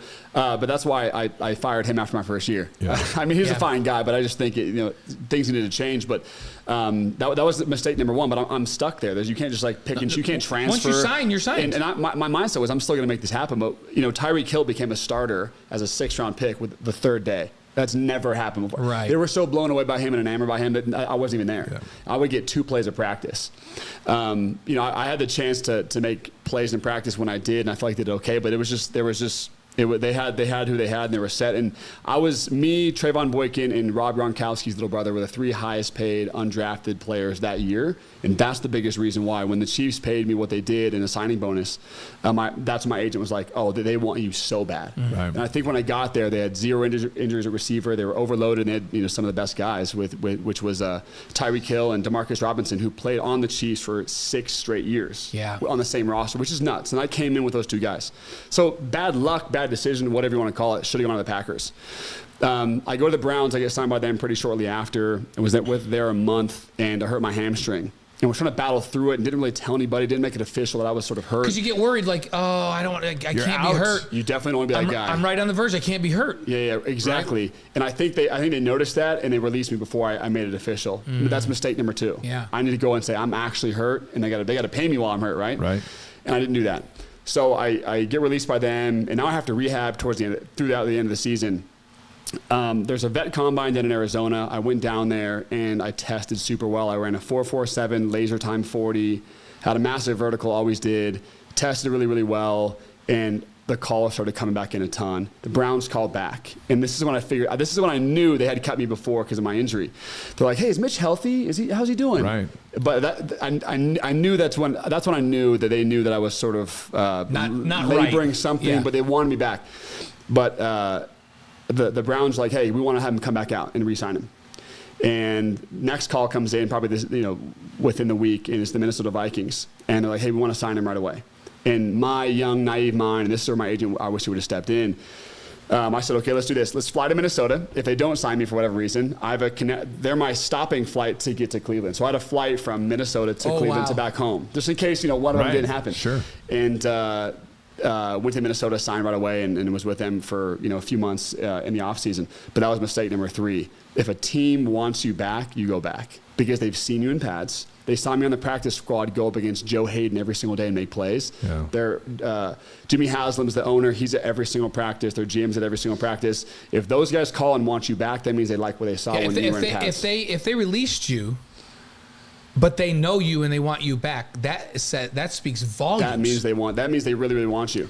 Because why we've already evaluated this guy. He can't play. Why would we sign him? No, we want him. But you know what my mindset was? Screw those guys. I'm going to Minnesota because those guys tell me. Oh, man. That's why I need a little bit more guidance. But you really don't know that. At the time, I'm like, I have so many options. Teams are calling, Right. And then was there in Minnesota, and I'm in the general GM's office, and after about 2 months there, he's like, I have you as our 5th receiver right now, that's great news. Mm-hmm. There's 6 receivers on the roster. He's like, I got you number 5 right now. But here's the issue. All my receivers right now, if I release them, they're going to get signed the next day. He goes, I have to run a risk on you. We've had some injuries. I'm going to release you because I think that I can get you back next week. And I will. So I have to let you go. And I'm going to call you back next week because I think you're a 5th or 6th guy. But I want all my receivers to battle out this camp. But I think you're in my 5th spot out of 6 guys, which is great news. Right. Of course, they released me. I got picked up by the Dolphins within the week. Immediately. I go to the Dolphins. And the Dolphins could just get you, right? Right away, yeah. Right away. So I worked out for them like a couple of days after. And had a great time there. Caught a touchdown in preseason. And then had a heel ankle injury that I was out for like 12 weeks right at the end of camp, and that's when I knew it was just time for the next chapter. That's a fascinating journey. But it's interesting because your story, Mitch, is not that uncommon, right? Yeah. Especially if you're navigating free agent, the free agent rounds and trying to, because you're young, if you don't have a phenomenal agent that's really knowledgeable, but it's hard to get a phenomenal agent that's really knowledgeable because they want the easy gig. Yeah. They want Zach Wilson. Zach's easy. He's the number, right. I already know what he's going to make. It's prescribed by the collective bargaining agreement, right? Yeah. So you're caught because you're not going to get the best representation. You have to, it's a tough situation, and a lot of it is timing. I look at Danny Sorensen, phenomenal player, right? Yeah. And Danny's with the Chiefs, but Danny stayed relatively healthy, and other guys got hurt, right? And so then all of a sudden he's got a chance to get in there, and when he had a chance to get in there, he just made plays. Yeah. Every time he had a chance, he made plays. So pretty soon it's like, this guy's just making plays. Yeah. And we keep getting these other guys hurt, and this guy stays healthy. We got to elevate him off the practice squad, and we got to play him. And the key is getting on the practice squad and being with them for an entire year injury free. Because what you have a chance to do, I remember when I was in the Browns that month I was there before I hurt my hamstring. I was playing some of the best football my entire life because I'm going up against a first-team All-Pro, Pro Bowler, Joe Hayden, every single day in practice, catching touchdowns, enough for them to want to call me back. And so if you have 16 weeks to do that, that's when you come back the next year. You're either on the practice squad again or you're activated. Right. And so it's that stability. And then sometimes guys have to get hurt. Sometimes a Tyreek Hill has to get hurt, and it's like, well, you're a fifth. Well, now he's in the rotation, and then you go out and make plays, and then they have to keep you because now other people have seen you in games. It's like, we've got to keep him because somebody else will sign him tomorrow on an active roster, so we've got to keep him. So a lot of it is there's a lot of really talented guys that don't make it, which is crazy because it really is, unless you're in the first 3 rounds, it's a grind. It's a numbers game. It's being lucky. It's having guys get hurt. It really is, isn't it? Yeah. And you need someone of power, a general manager or head coach to say, that guy is staying by my side for the next 3 years. Yeah. I like him and he's like the Saints did with Taysom. Exactly. Right. Once they got him, they said, you're my guy. And you know what? Had Taysom had the kind of injuries he had year after year at BYU, when he got there, he finally stayed healthy long enough to play. Yep. And then he made big time plays. You're like, this guy's a freak. Yeah. Like now, so then he could get hurt and they still want him back because he actually had a chance. But he stayed healthy until he proved himself, which really helped. Hey, shout out to Tim from Harriman. And then Dr. Ketch has a question. Can you ask Mitch how he stayed sane in his personal and spiritual life as he was being bounced around so much in the game of pro football? That is a great question. I don't know if I've been asked that. To play at that level, you have to stay at peak confidence all the time. And I was trained to be that way in college. When you're, I'll say, the featured receiver, you're the guy, the go-to guy for 2 straight years. You have to learn to play and be at peak through injury, through ups and downs, through losses all the time. And so my confidence was sky high coming out of college. Even though I was undrafted, for me it was like they just didn't want me because I was a tad bit older. They didn't want me because of whatever. I'm still that guy, you know? And so that's what I was trained to do and believe. And so personally, you're trained to never get down on yourself and never talk down to yourself. And so to me, when I got cut, it was like, forget those guys. I'm going to the next team. Who wants me? I'd go work out for them, and 9 times out of 10, they'd sign me. Seriously, I'd go work out for a team, and they'd be wild, and they'd sign me right after. And so I had enough to keep me confident. But I had a great family. And I'll get even deeper, which is probably what these people want to hear is, so my mom passed away when I was on the Minnesota Vikings. It was a few days before my wedding, which was crazy. I remember. And just a wild time. And actually I got cut a few weeks after that. So I got cut from my dream job, from the Vikings. My mom had recently just passed away, and we were super close, and we just got married. And so I had other problems to really worry about. You know what I mean? Right. I had actual problems in life. So playing football, that was just a game. That's not stress. That was fun. And so I had to sort of segment out my life. Here's reality, which is family, wife, life, and then here's my job, which is football. I can segment it out and be super confident here and then be super humble over here, And so that's what I had to do. And I still feel like when I went out and put the helmet on, I played to the best of my ability. Great answer. Well Thank you, said. Dr. Ketch, for the question. Yeah. So now you got a group of BYU Cougars who they're not going to the NFL, they're going to the Big 12. And this is an area where they've never been before, with the exception of a couple of guys in the portal. And it's a level above. It used to be BYU, and the level was next to the NFL, right? So now it's BYU is now in the Big 12, which is a level up, and then they all want to go where you were going, and where a lot of guys have gone before. How vital is it to be in the Big 12 for these guys who are chasing the same dream as yours? I can just say I'm jealous, first and foremost. Really? To be in a conference, to have that atmosphere, to just be zoned in and focused. Every year I'm in the same conference. Not every year I'm an independent. Who the heck are we playing? Let me retake the schedule, you know? So that first and foremost is great. To have a conference championship, an extra game, but to play in and showcase yourself is awesome. And then, if we're talking NFL standpoint, college scouts want to see you play good against good teams. That's it. They couldn't have cared less how I did against Nevada or Utah State even. They couldn't care less. But they do know what you did against Nebraska. They do know that. When I was in the Chiefs, everyone knew me as the Hail Mary guy. Actually, everywhere I went, I was the Hail Mary guy. So I think it impacted a lot of people, which is cool. A lot of people saw it. But it's a great opportunity for these guys to go out and be tested. And I think this year is going to be a flat-out test. These boys are big. When I played Nebraska, Notre Dame, and Wisconsin, they're all in the same similar part of the country, that North Midwest. those boys are huge. Yeah. Like, I'm a big dude too. Those guys are huge. So it's a big test physically, and then on a different stage, it's a level up for sure. That's why we're all so excited. You got to bring it every single week. Is there we all are looking forward to Texas and Oklahoma this year, and BYU has Oklahoma at home, which I think would be a challenge for Oklahoma to come to play at elevation in the stadium. Yeah. They got to go on the road to Texas again. They've been there. With those schools leaving, so let's just exclude them from this question. Are there a couple of programs in the Big 12 that you're going, this is going to be fun to play them every year? This could turn into a natural rivalry with these schools. Yeah.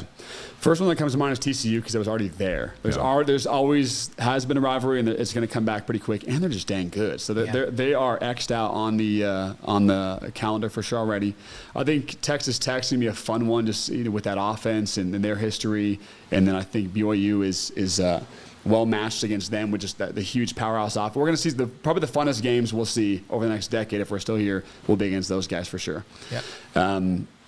But I mean, just in terms of the baseline is just so much better here. I think Oklahoma State's going to be stout every year, Baylor every year, but I think Texas Tech, TCU, mark those games off. Those are going to be the most fun. Those will be fun, and maybe become some rivalries. I like Houston. So I ran into Dana Holgerson, the Houston coach, in the men's room. We're washing our hands at Cowboys Stadium. He just got done with the media on the platform, and I said, "Hey, nice job." And he's like, "Wow, did I say anything controversial?" I go, "Hey, what do we care? We're brand new with you. We're coming in with clean slates. Right. You can't tick us off." Yeah. But then we started talking about the relationship between BYU and Houston. I said, it seems to me that if there's a budding rivalry that could come together, it might be these Cougars and Cougars.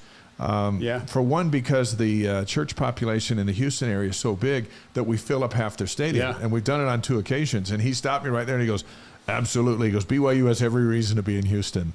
He goes, they're not playing this year, but that has an opportunity because it takes a while. It takes usually someone getting ticked off to create a rivalry. And we've learned, as we've been with Cougar Nation and all these stadiums, that nothing agitates fans more than when another fan base takes over their arena. Right. And BYU did it twice against Houston. Yeah. And so no one traveled to Houston. I mean, there were some, but they're all from that area. Yeah. And filled up the place. And I sat there and I thought, that's a vulnerable spot of Houston Cougar fans going, "We're tired of BYU coming in here and taking over our place." Being louder. And then something happens and you got a rivalry. In the old Mountain West and WAC before that, San Diego State was always a big rivalry. And San Diego State was playing in Qualcomm. And it's this huge stadium. And they'd get 30,000 for a game or 28,000 for a game. BYU would come down and play down there. And 55,000 people come to the game. Isn't that crazy? And they would kind of take it over.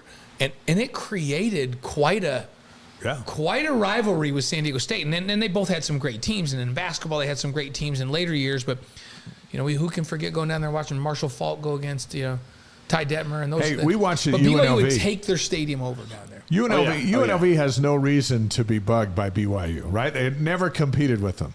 But BYU would come down to their football stadium, and I was a sportscaster down there forever, and they'd fill it up. And that's what created the rivalry. It wasn't the product on the field. It was these fans going, "I am sick and tired of family home evening around me this whole time. I'm the only one drinking a beer, and now I feel bad in my own stadium." That could apply at Houston. Yeah. And to Mitch's point, TCU and Texas Tech are close enough to fairly large populations of former BYU students and alum and LDS folks down there. I think they'll show out well in the state of Texas. Now, TCU does pretty well with attendance, so it's a little harder to get the first couple of years, too, a lot of people from all across the country are going to travel to these games. Sure. So these first couple of years, the new conference, the excitement is going to be crazy. I think BYU should attach themselves to a specific team. I think it's probably going to be TCU and be known in the conference of that's a big game in our conference. Yeah. And that'll elevate our stock just by having a big team like TCU to have that one-on-one every single year. Yeah. What do you think of this? We're talking about it. You were still sitting over in the green room. We call that the green room. Yeah. You were still sitting over in the green room.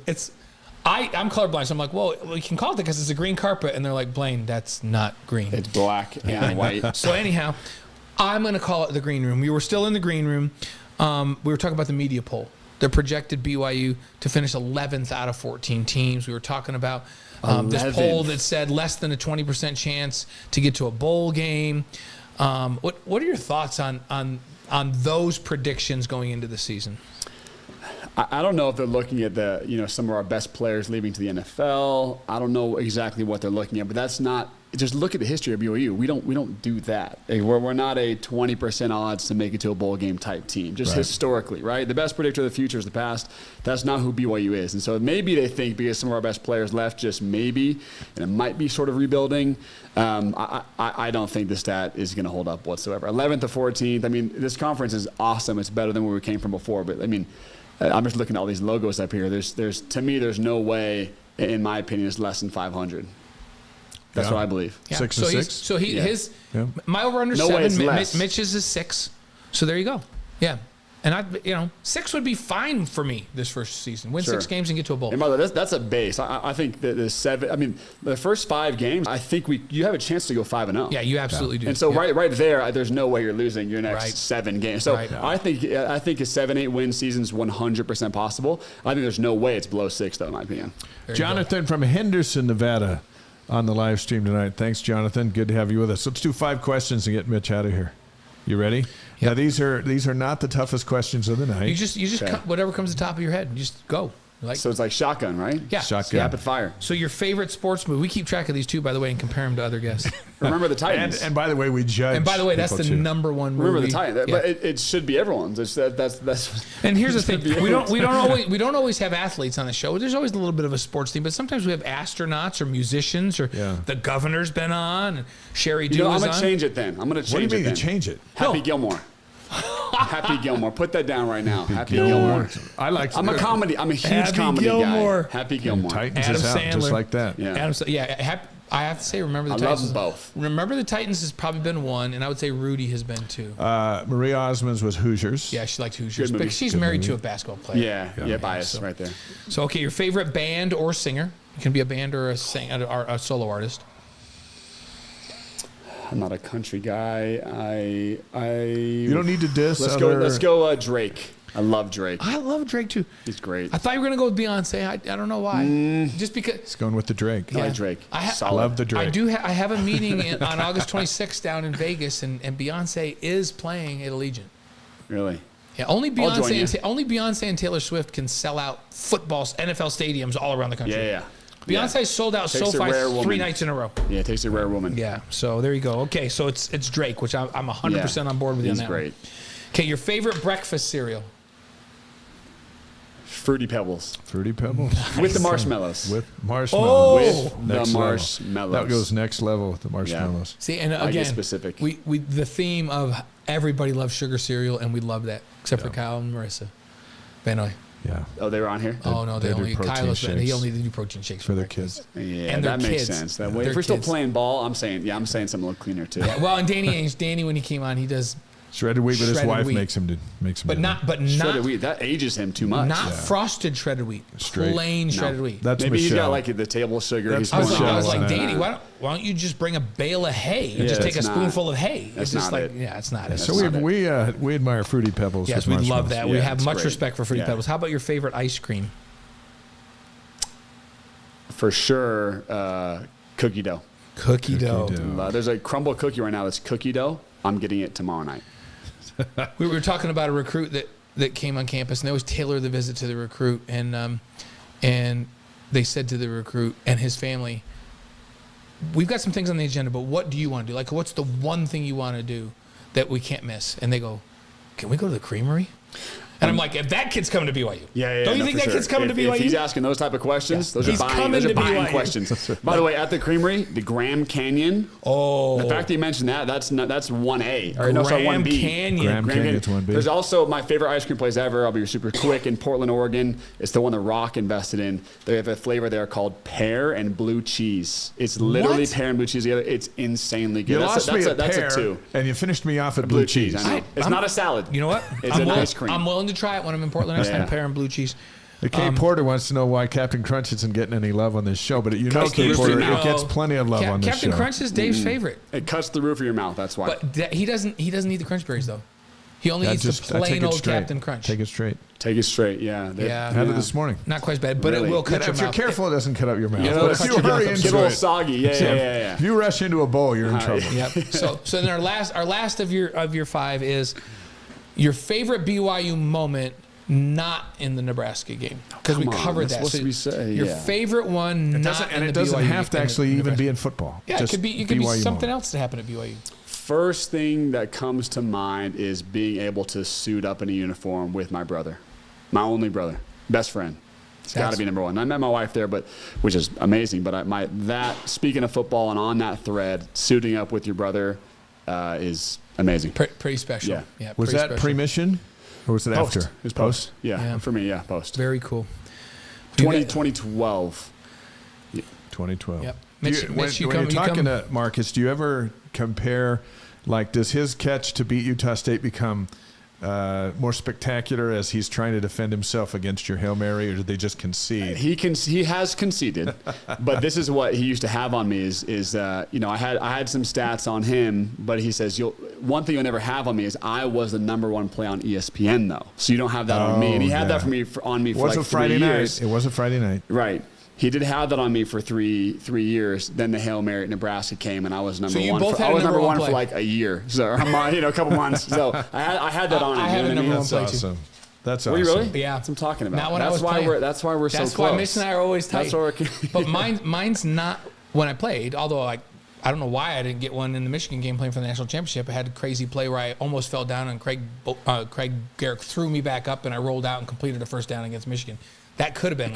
Yeah, that's up there. Like I was almost down on the ground, like I was falling down, and my lineman was on the ground, and he took his arm and smacked me back up on my feet, and we rolled out and completed a first down. That's play. insane. But that's not the one. The one is, I was calling the Utah BYU game in the Huntsman Center, and Jimmer went off for 33 in the first half, and at halftime, he made a half-court shot and just walked off like it was no big deal. And so sometimes ESPN, like they talk over, other times they just take the call. And this was the #1 play of the game when he did that. And I said, yeah, and look at him. He's just like, yeah, I'm Jimmer Fredette. That's what I do. I make shots.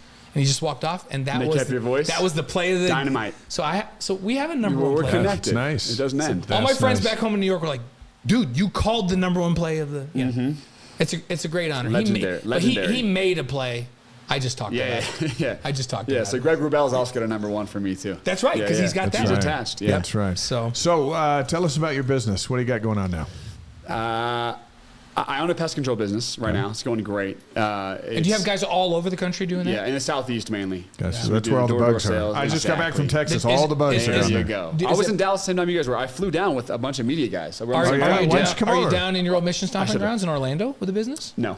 Not in Florida. But that is in talks though to get down there. Yeah, of course. And then I have something coming up that I'm going to launch in the next 6 months. It'll be insane. I can't mention it yet though for other reasons. But How about it's this? going to be insane. People have broke some stuff on this show, When like, you- hey, I'm writing a book. Hey, I'm doing this, and we had was it who was on?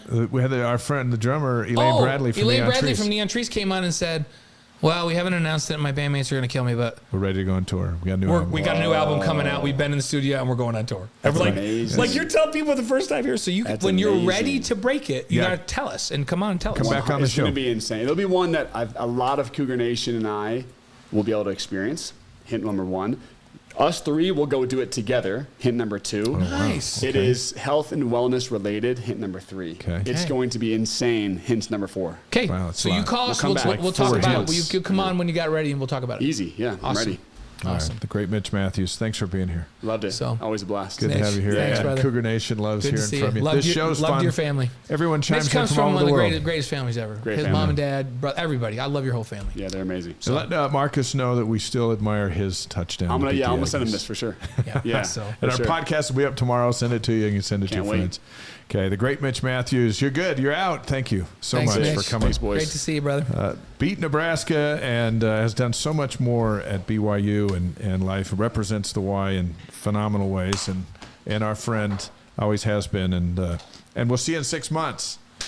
6 months to announce his big project. Next week, on the show. Steve Clark, the tight ends coach, will be here. Yeah. We'll talk about how Isaac Rex is coming along in his recovery. And we expect Jen Rockwood of the soccer program, the head coach, to be with us. Once we get into August, where Elijah Bryant's committed for August 1st. He's been dominating overseas, former Cougar basketball star. Steve Young's on our hit list. Jamal Willis, Nick Robinson, assistant basketball coach. Tom Holmoe will be here August 15th. Henry Marsh will be here August 22nd. That's during the World Track and Field Championships. And we got some Cougars over there competing in that. And so it's a perfect time to have Henry Marsh here to talk about how that's all going down. And so that's what we got coming up. And you know what? Right after that, it's the season opener. Let's look at some key BYU dates. And you mentioned earlier, Blaine, the players report in 14 days. July 31st, they show up. Fall camp begins August 1st, and that's just around the corner. And we mentioned earlier the After Further Review season premiere is next Tuesday. That's July 25th with the Dangerous Duo. And then we're back with the Touchdown Show on August 1st on BYU TV, and we're in full AFR mode. August 5th, women's soccer blue-white scrimmage at 7 p.m. at Southfield. That's the first. Okay, we're getting ready for the Big 12. And then we're back on August 8th with the Big 12 preview show on After Further Review. That's going to be fun. And then August, the hits just keep coming. It's like a rock band. Yeah, August 10th, soccer exhibition, BYU at Rutgers. August 12th, another soccer exhibition, Idaho State at BYU. And by the way, you mentioned Jen coming on, Jen Rockwood. That team, if I'm going to put odds, I think that's the first team to win a Big 12 championship. They should be, and we'll see, the preseason favorite.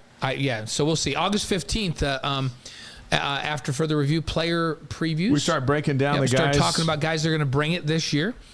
The 16th, the day after, is the Cougar kickoff. That's from 6 to 9 Mountain Time at the Student Athletic Building practice fields. Kind of the same spot where we had the Big 12 party. Yeah, that was all fun. The fall sports will be there, and fans can mix and mingle with the athletes, and the students will be there, and that should be fun. August 17th, soccer season opener. So not just a friendly or whatever we call them, our exhibition. St. Louis will be. Speaking of friendlies, by the way, I'm going to be over in Barcelona, and I was so pumped because it showed that FC Barcelona was playing a home game against Arsenal. And I went on StubHub. I'm like, I wonder if StubHub works for FC Barcelona. And there were tickets available. And I got so excited. I said to Brenda, look, these aren't even crazy. This is one of the most historic stadiums in the world. Seats 100,000 people. I am so pumped for this.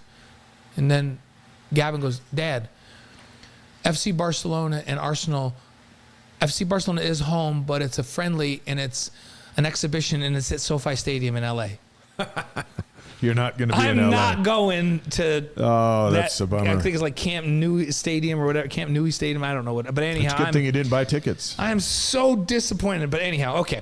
Soccer season opener, St. Louis at BYU, August 17th. Not a friendly, the season opener.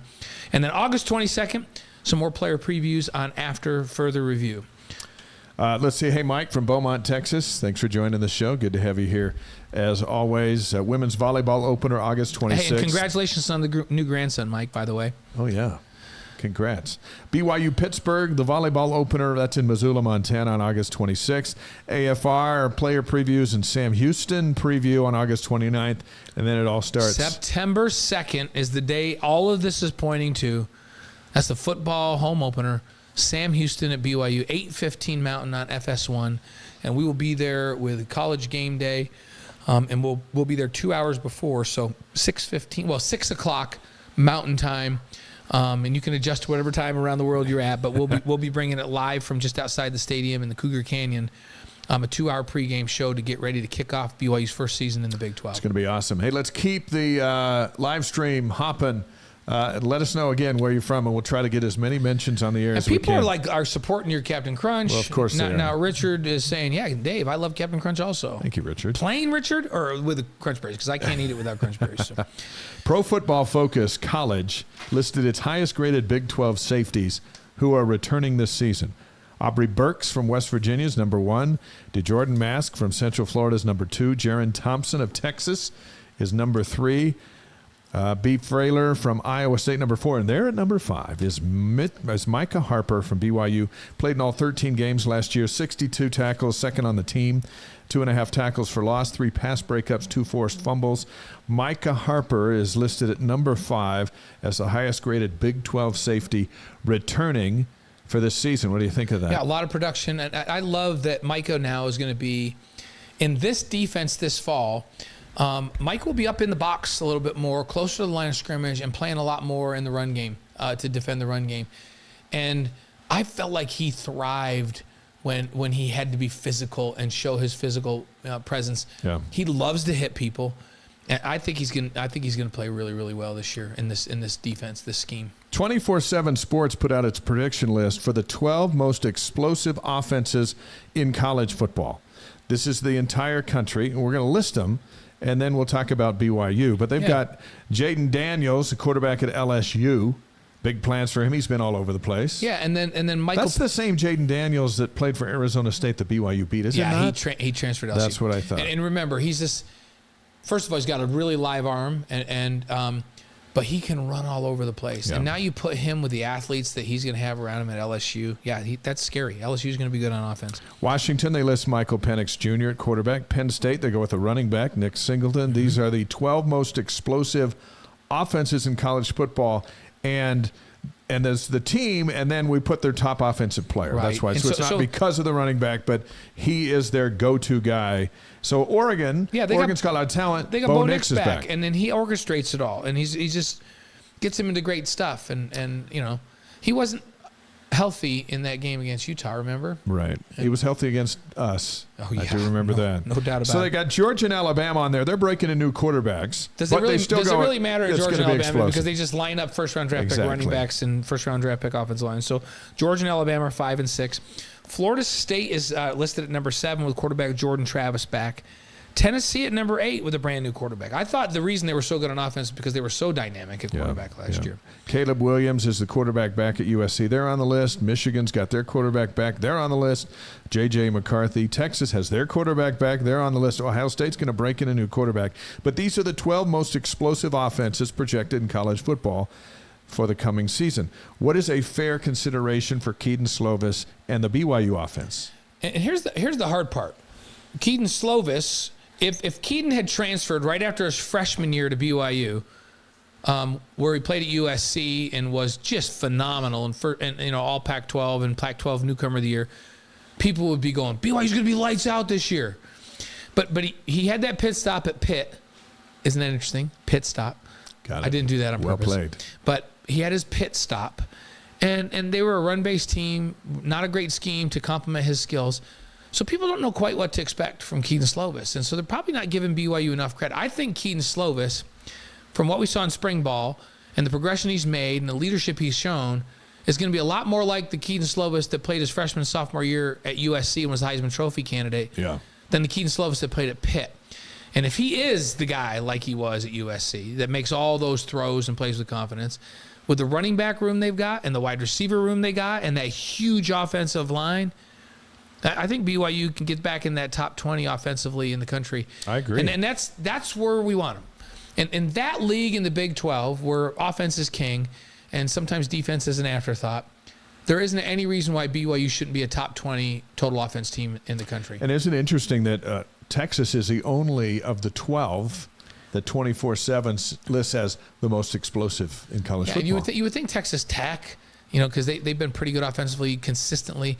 There's a lot of questions. TCU, in this Big 12. Max Duggan's not back. Yeah. Oklahoma State's breaking in a new quarterback. Mm-hmm. Kansas was really prolific offensively. They got a big quarterback. They got a big quarterback coming back. So how about when's the last time a Kansas quarterback's been picked all Big 12? Yeah. Ahead of Texas and Oklahoma's quarterbacks. Yeah, there you go. That's surprising. I was surprised it wasn't Quinn Ewers from Texas. So hey, Les is with us from New Mexico tonight, the land of enchantment. Thanks for being on the Wise Guys. Yeah, Les is a good friend, and we talked about Les. If you ever get to Santa Fe, you need to get into Les's studio down there. One of the great artists in the world.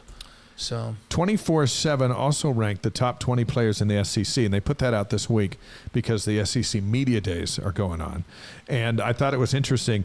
Of the top 20 players in the SEC, they listed Raheem Sanders, number 8. He's the running back for Arkansas, who ran for 175 yards and 2 touchdowns in Provo last year. And then at number 11, they've got the KJ Jefferson, the quarterback for Arkansas. He threw for 365 yards, no picks, 5 touchdowns, ran for 32 against BYU. And the Cougars are playing those two guys at Arkansas, September 16th, 5:30 Mountain Time on ESPN2. So I wasn't too excited to see those two guys. Hey, those guys are both really special players. But you know what? If they're not really special up front in front of them, it doesn't matter. Yeah. And so we'll see. And BYU is going to have a completely different game plan going into that game this year, where they're going to get after KJ Jefferson, and they're going to play a lot more people in that front against Sanders. And be really aggressive. They may end up getting some big plays because they're really, really skilled. But it's not going to be 5, 6, 7 yards a pop just knocking them off the ball because they're going to get after it. That was a crazy game. Those guys are good. So, all right, why don't you handle the Big 12 mascots? Yeah, so Ramblin' Raiders Entertainment released their Big 12 mascot power rankings. And these guys are a Big 12 podcast, and tied with Texas Tech. Yeah, so in power rankings, no less, just like the teams are power ranked. They've gone to the mascots. And especially after Big 12 Media Days, when all the mascots were represented and were on display there with their skills. The number 1 rated is Cosmo from BYU. Power ranking number one rated is Cosmo from BYU. One of the best in the country. Number 2 is the Mountaineer from West Virginia. Number he 3 works hard. He's got that gun. He's good. Yeah. Number 3 is Nitro from Central Florida. We're going to get to know him. Yeah. Super Frog TCU. We know the Frog. Comes in at 4. Remember the Frog back in the old days? Yeah. So it's a different kind of frog, but the same frog. Yeah. concept. But we go down. Pistol Pete from Texas shows up at 13. And how about Boomer and Sooner from Oklahoma, only 14? Yeah. The two departing teams did not fare well. They didn't respect them because they were departing, evidently. And I'll be honest with you, Pistol Pete can't dance at all. Cosmo was trying to teach him a few things. I was watching it in person there at the stadium, and I'm like going, yeah, this isn't going to work out. This isn't. Yeah. Next thing I see video of Cosmo doing a routine with a Texas Tech cheerleader. It was fantastic. Yeah, it's like Cosmo went down and was like, hey, I'll learn the routine. Hey, Oklahoma State, come over. I'll dance. I'll do that dance routine. I'll do Texas Tech.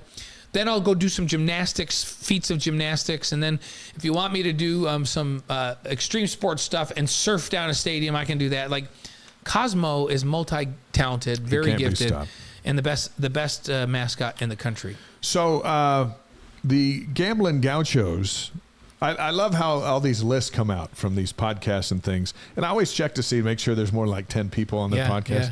So they put out the Big 12 rivalry games, and they've named them. Right. So they got a matchup, and then there's the name that these guys came up with. And I thought it was kind of fun. For Kansas State and Kansas, they're calling it the Sunflower Showdown. I don't know that one. My question is Kansas sunflower country? Is that where we get all of our sunflower seeds? And maybe it is. I don't know that. Yeah. So Baylor TCU is the rivalry. Now think about that. You got Texas Christian and Baylor, the rivalry. Right. Okay, it makes perfect sense. Yep. Texas Tech and Oklahoma State, they call the Dust Bowl. Yeah, and that makes sense. That makes sense. Stillwater and Lubbock are as flat as can be. And then Central Florida and Houston, the space race. See, Central Florida is right over there by Cape Canaveral. And Houston, we got a problem. Yeah, Houston is, there you go. Two big space centers, the space race. West Virginia and Iowa State, they call the Riot Bowl. Yeah, why is that? I don't know. Yeah, we'll have to look about that. Cincinnati and Texas Tech is the Tommy Tubber Bowl. For Tommy Tuberville used to coach there. Got it? Yeah. Texas Tech and West Virginia, they're calling it the Battle for John Denver. Yeah, almost heaven, West Virginia. Yeah, but where's it the Lubbock? How's John Denver tied to Lubbock? I have to Google that. John Denver is tied to Lubbock. That one. But hey, BYU and Baylor made the list, and they call it the altercation. Yeah, why do you think they call it the altercation? I don't know. Because they haven't had an altercation. They had a game in Baylor, and they've had a game in Provo. But they spelled it alter. Like, is it because they're both religious institutions? Maybe. The altercation. Yeah, I mean, that's the probably it. rivalry is, Baylor and TCU are both the religious institutions. So Yeah, they call it the rivalry. altercation. And is it the altercation because it's BYU and Baylor are both religious institutions? It's got to be. So, So anyhow. those are the Big 12 rivalry make games. lists. And you know what? I do think Baylor is going to be a good natural rival for BYU. I think so. Yeah. I think so. And We had a lot of respect. We got to know Baylor's folks, their athletic director, their president, as we had them on our game day show last year. And they were fantastic. one thing I noticed is everyone was friendly. It was media day and all that stuff, but you don't have to go out of your way to be friendly.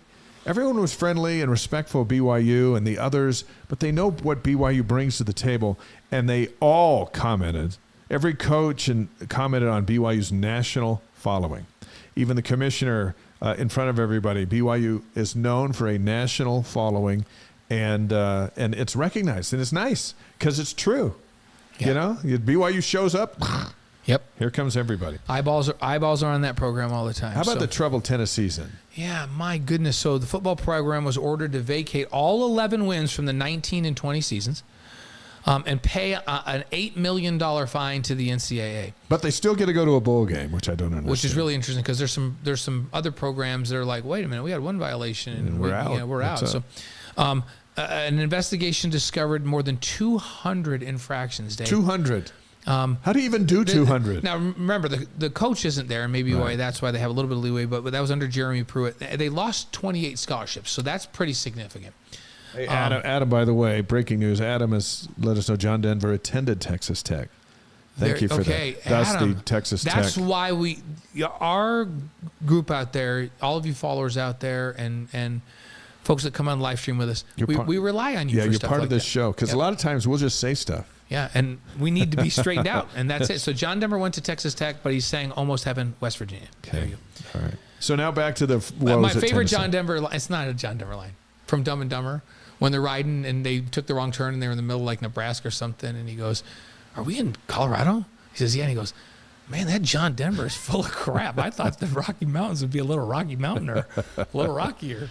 Yeah. Thus, dumb and dumber. So they lose 28 scholarships, which you think, well, that's got to be huge. But in today's NIL world, maybe they can just cover it up with, oh, we lost the scholarships, but we're going to pay you this much. Yeah, well, he'll give you $150,000. Nothing's Come be a gonna walk-on. So the underlying theme here, which you pointed out, Dave, you pointed this out to me, is that even while cheating, Tennessee still couldn't beat BYU in 2019. That is true. They cheated, they got caught, and they still couldn't beat. And they still didn't beat couldn't BYU defend Zach at home. Wilson on third and forever, and Micah Simon got behind everybody. What a game that was. Unbelievable. Speaking of football, we talked about it earlier. The season has begun. Training camps are open for rookies in the NFL. That includes Jaron Hall and Puka Nacua and Blake Freeland, along with the crop of free agents. Remember, a bunch of guys signed on as free agents. They're going to camp, some today, the rest this week. But as far as these big three that were actually drafted, the first time we're going to see these guys play. For Hall, it's the Vikings at the Seahawks, August 10th at 9 o'clock Mountain Time on the NFL Network. Yeah, and then for Kai Nacua, it's the Chargers Or at Puka. Rams. Kai would love to be Nacua. in there. Maybe Kai makes a comeback. Puka Nacua. You can never count I swear Kai Kai out. could still play. Yeah. So Puka Nacua, Charger, and hey, you know what? Kai had a pretty good career in the NFL. Yes, he So, did. Puka Nacua, the little brother of Kai, Chargers at Rams, August 12th, 8 p.m. Mountain Time on the NFL Network. Blake Freeland makes his debut with the Colts at the Bills on August 12th. That's not on NFL Network, so you'll kind of have to search who Twitter knows for where some that's going to be. highlights. Zach Wilson and the Jets report to camp tomorrow, Wednesday. Yeah, I just saw Zach just the other day. So he had a week off. Yeah. Still working out every day, but he was home, checking in with family. I saw him out. I saw he and Mike, and he's ready to go. He's ready to roll. The Jets are going to be featured throughout training camp on HBO's Hard Knocks. Now, that's going to be interesting. If you get HBO, or if you can usually find it on social afterwards, but of course it's Aaron Rodgers is the reason they're there. But Zach's a big part of the Jets story now, and I'm curious to see how that goes. No, it'll be really interesting. And it seems like he's settled in and he's competing, but he's learning a lot. And every bit of evidence coming out is that he feels like he's getting treated with respect by Aaron Rodgers, the Aarons, and like they're all of a sudden becoming friends. So that's all cool. Jets and Browns, the NFL Hall of Fame game. That is August 3rd, 16 days away on NBC. And as we said before, once football shows up, preseason or not, it doesn't go away until the Super Bowl. Absolutely right. So how about some campus notes? Track and field. 27 academic All-Americans on the men's track team. Come 27. on. Way to go, Ed. It's unbelievable. 18 on the women's team. That's 45 academic All-Americans in that program. Fantastic. Do it right and win, right? Do it right and win and compete. And in cross country, they compete for national championships. In track and field, they're top 10 programs. That's amazing. They're going straight for that Big 12 championship. Running straight for it starting this fall. BYU women's head basketball coach Amber Whiting and men's head coach Mark Pope were in New York earlier today participating at the Big 12 Coaches Youth Basketball Clinic in Rucker Park right there in Harlem. Coach Pope was on Sports Nation earlier today, and what a great event. Big 12's finding ways to get everywhere, doing cool things, and this clinic with the kids in the area was a cool thing. Yeah, and Commissioner Yormark he's got a great vision of how this league can be multimedia and all over the place, and he's just got this great marketing mind, and so that's pretty cool. So how about Delaney Gibb, who we had on the show just moments after she announced her commitment to BYU. I'm telling you, she is a fantastic basketball player. Yeah, so she's a member of the Canadian U19 national team. The under 19. Right. So they're at the FIBA World Cup in Madrid, Spain. I'm heading over there to watch them. Yeah. So good. no, I'll be in Barcelona. They'll be there this weekend. Yeah. So in Madrid, the team went 3-0 in group play. They defeated Egypt today, 100-44. Gibb had 11 points, 4 rebounds, 3 assists. And then, hey, how about BYU signee Jana Salman? She had 4 points and 4 rebounds for Egypt. We got 2 players playing. So she's playing in that too. They'll be teammates in Provo this next year, which will be great. Canada beat China on Saturday, 83-62. Gibb led all scores with 17 points. She made 5 3-pointers. This is the national team for Canada, 19 and under, and she still has a senior year of high school left. Yeah, she's a pretty special player. Sunday, Canada beat the Czech Republic 66-61, and Gibb had 5 points in that one. The round of 16 starts on Wednesday, and the quarterfinals are on Friday. And I'm curious, the U.S. is, of course, the big threat there, the number 1 seed. I'm curious if they come toe-to-toe, how the Canadians do. But Delaney is going to be in Provo next year, and a huge piece for Amber Whiting in her second recruiting class. Number 2 player out of Alberta, but the number 2 player in the country of Canada, right. Going into her high school senior year. All right, on this day, we're heading down the stretch now. On this day, July 18th. 1921, the infamous Black Sox trial begins. Black Sox, and people go, what? The Black Sox? You remember the Field of Dreams. Yeah. And, Shoeless Joe Jackson. The Black Sox were accused of throwing the World Series. If you build it, they will come. Yeah. Who will come? Well. So that Black Sox story was wrapped all around there. And remember, James Earl Jones, the voice of Darth Vader, was chasing that story. Yeah. And then he went into the corn, and then we never saw him again. Kevin Costner and James Earl Jones, and what a great story. 1931 on this day, Ray Castana. I can't remember what his last name, but Ray. So first air-conditioned ship was launched on this day in 1931. Can you imagine being on the open water like on a hot day on a ship with no air conditioning? That all changed today in 1931. How about today in 1968? The Intel Corporation was founded in Santa Clara, California. How does that jingle go? It's the something inside. Is it the brain inside or something? It's the chip. Something it's the inside. chip that keeps us going. I'll tell you that. So that happened. That changed the world in 1968. 1976, Nadia Comaneci becomes the first gymnast in Olympic history to score a perfect 10. She did it at the Montreal Games at age 14. And then that Nadia's theme came out, right? It was on the radio all the time. She's had quite a life, right, of challenges and success and all that. I think there's a 30 for 30 out about. Is there? Yeah, and it's quite a story. So perfect 10. Perfect 10. I remember that. 1994, July 18th. "Kiss from a Rose" by Seal wins the Song of the Year. Yeah, I didn't really love that song, but it was on all the time. I've been all kissed by a rose. Yeah. 1999 on this day, Yankees pitcher David Cone throws a perfect game. I think I was probably watching that. There you go. That's in our wheelhouse. Perfect game. Yeah, how about July 18th birthdays? So 1918, Nelson Mandela. 1921, John Glenn, the astronaut. Yeah. 1940, Joe Torre, the Yankees manager. He's won three World Series three titles. World Series titles, Joe Torre. Vin Diesel, 1967. He's done 500 Fast and Furious movies, or so it feels. Yeah. I think it's 10. I think they've done 10. He looks good. Like, he's only 4 years younger than me. He looks good. Yeah, I do. So 1990, Canelo Alvarez, boxing champion. I've seen him fight. He's for a while there, he was holding the boxing industry together.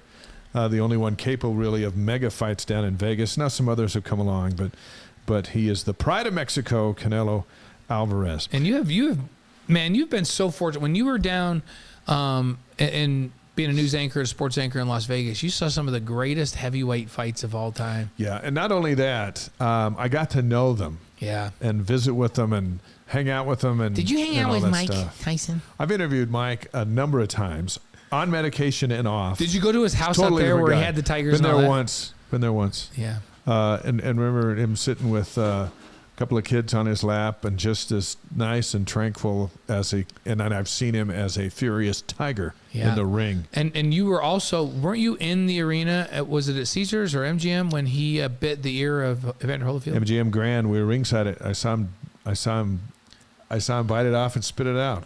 And you were there for that. Crazy. You were there that was for the wildest night of my Were you there for the professional life. one when the guy came in on a parachute into the ring? Oh yeah, the fan man fan came man. over our head and crashed into the ring, and his chute got caught up in the lights. It was a Riddick Bowe Evander Holyfield fight outside of Caesars, and it was right over near, I don't know if it was Farrakhan or I don't know who was over, but anyway, the guys, he didn't sustain injuries from crashing into the arena.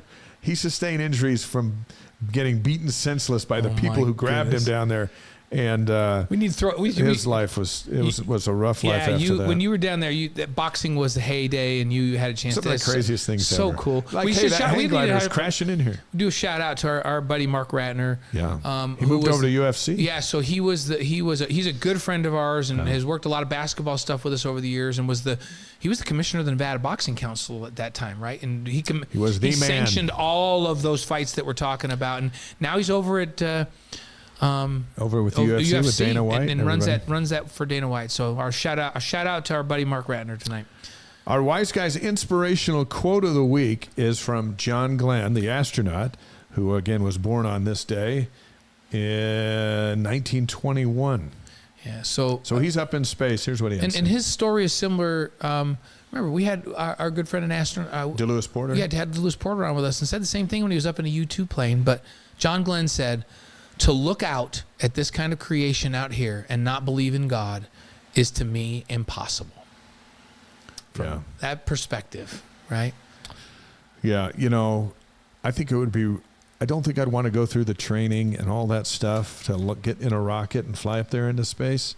But once you got up there, it just has to be awesome. I don't want to come. Like, when you get up there, I think it's pretty rough on your body to come back. Yeah, because you got to come back. Yeah, and you got to come through all that craziness. So you're like, well, we're up here, we're floating around, and it's awesome. Now we got to go back down there. And here's a problem for me. If I get on a swing set in a park and swing like 6 times, I get sick. Yeah, we'd be throwing up the whole time. It would not be good. Well, hey, next week, tight ends coach Steve Clark, soccer head coach Jen Rockwood. We thank Mitch Matthews. What an awesome guest. Yeah. A guy who's been there and done that. His NFL story was fascinating with just the craziness of trying to get a job in there. But as he described it, and tomorrow in the Deseret News at Deseret.com, much more on that play of the big catch to beat Nebraska. And I loved when he enlightened us that it wasn't going to be that. It was going to be a kick. Yeah. Had he dragged his foot in bounds on the play before, but he was just out of bounds, and so they chucked it to the end zone, and he made history. Yep. And Nebraska fans will remember us forever. So cool. So cool and great to have. And Mitch promises he's coming back in 6 months. 6 months and announcing some new venture that he has that we're all going to benefit from. So we're anxious to hear that. We'll hold him to it. Thank you so much for joining us on the live stream and participating with us and letting us know where you're watching from. We love it. Podcast will be up tomorrow. Please share it with your friends.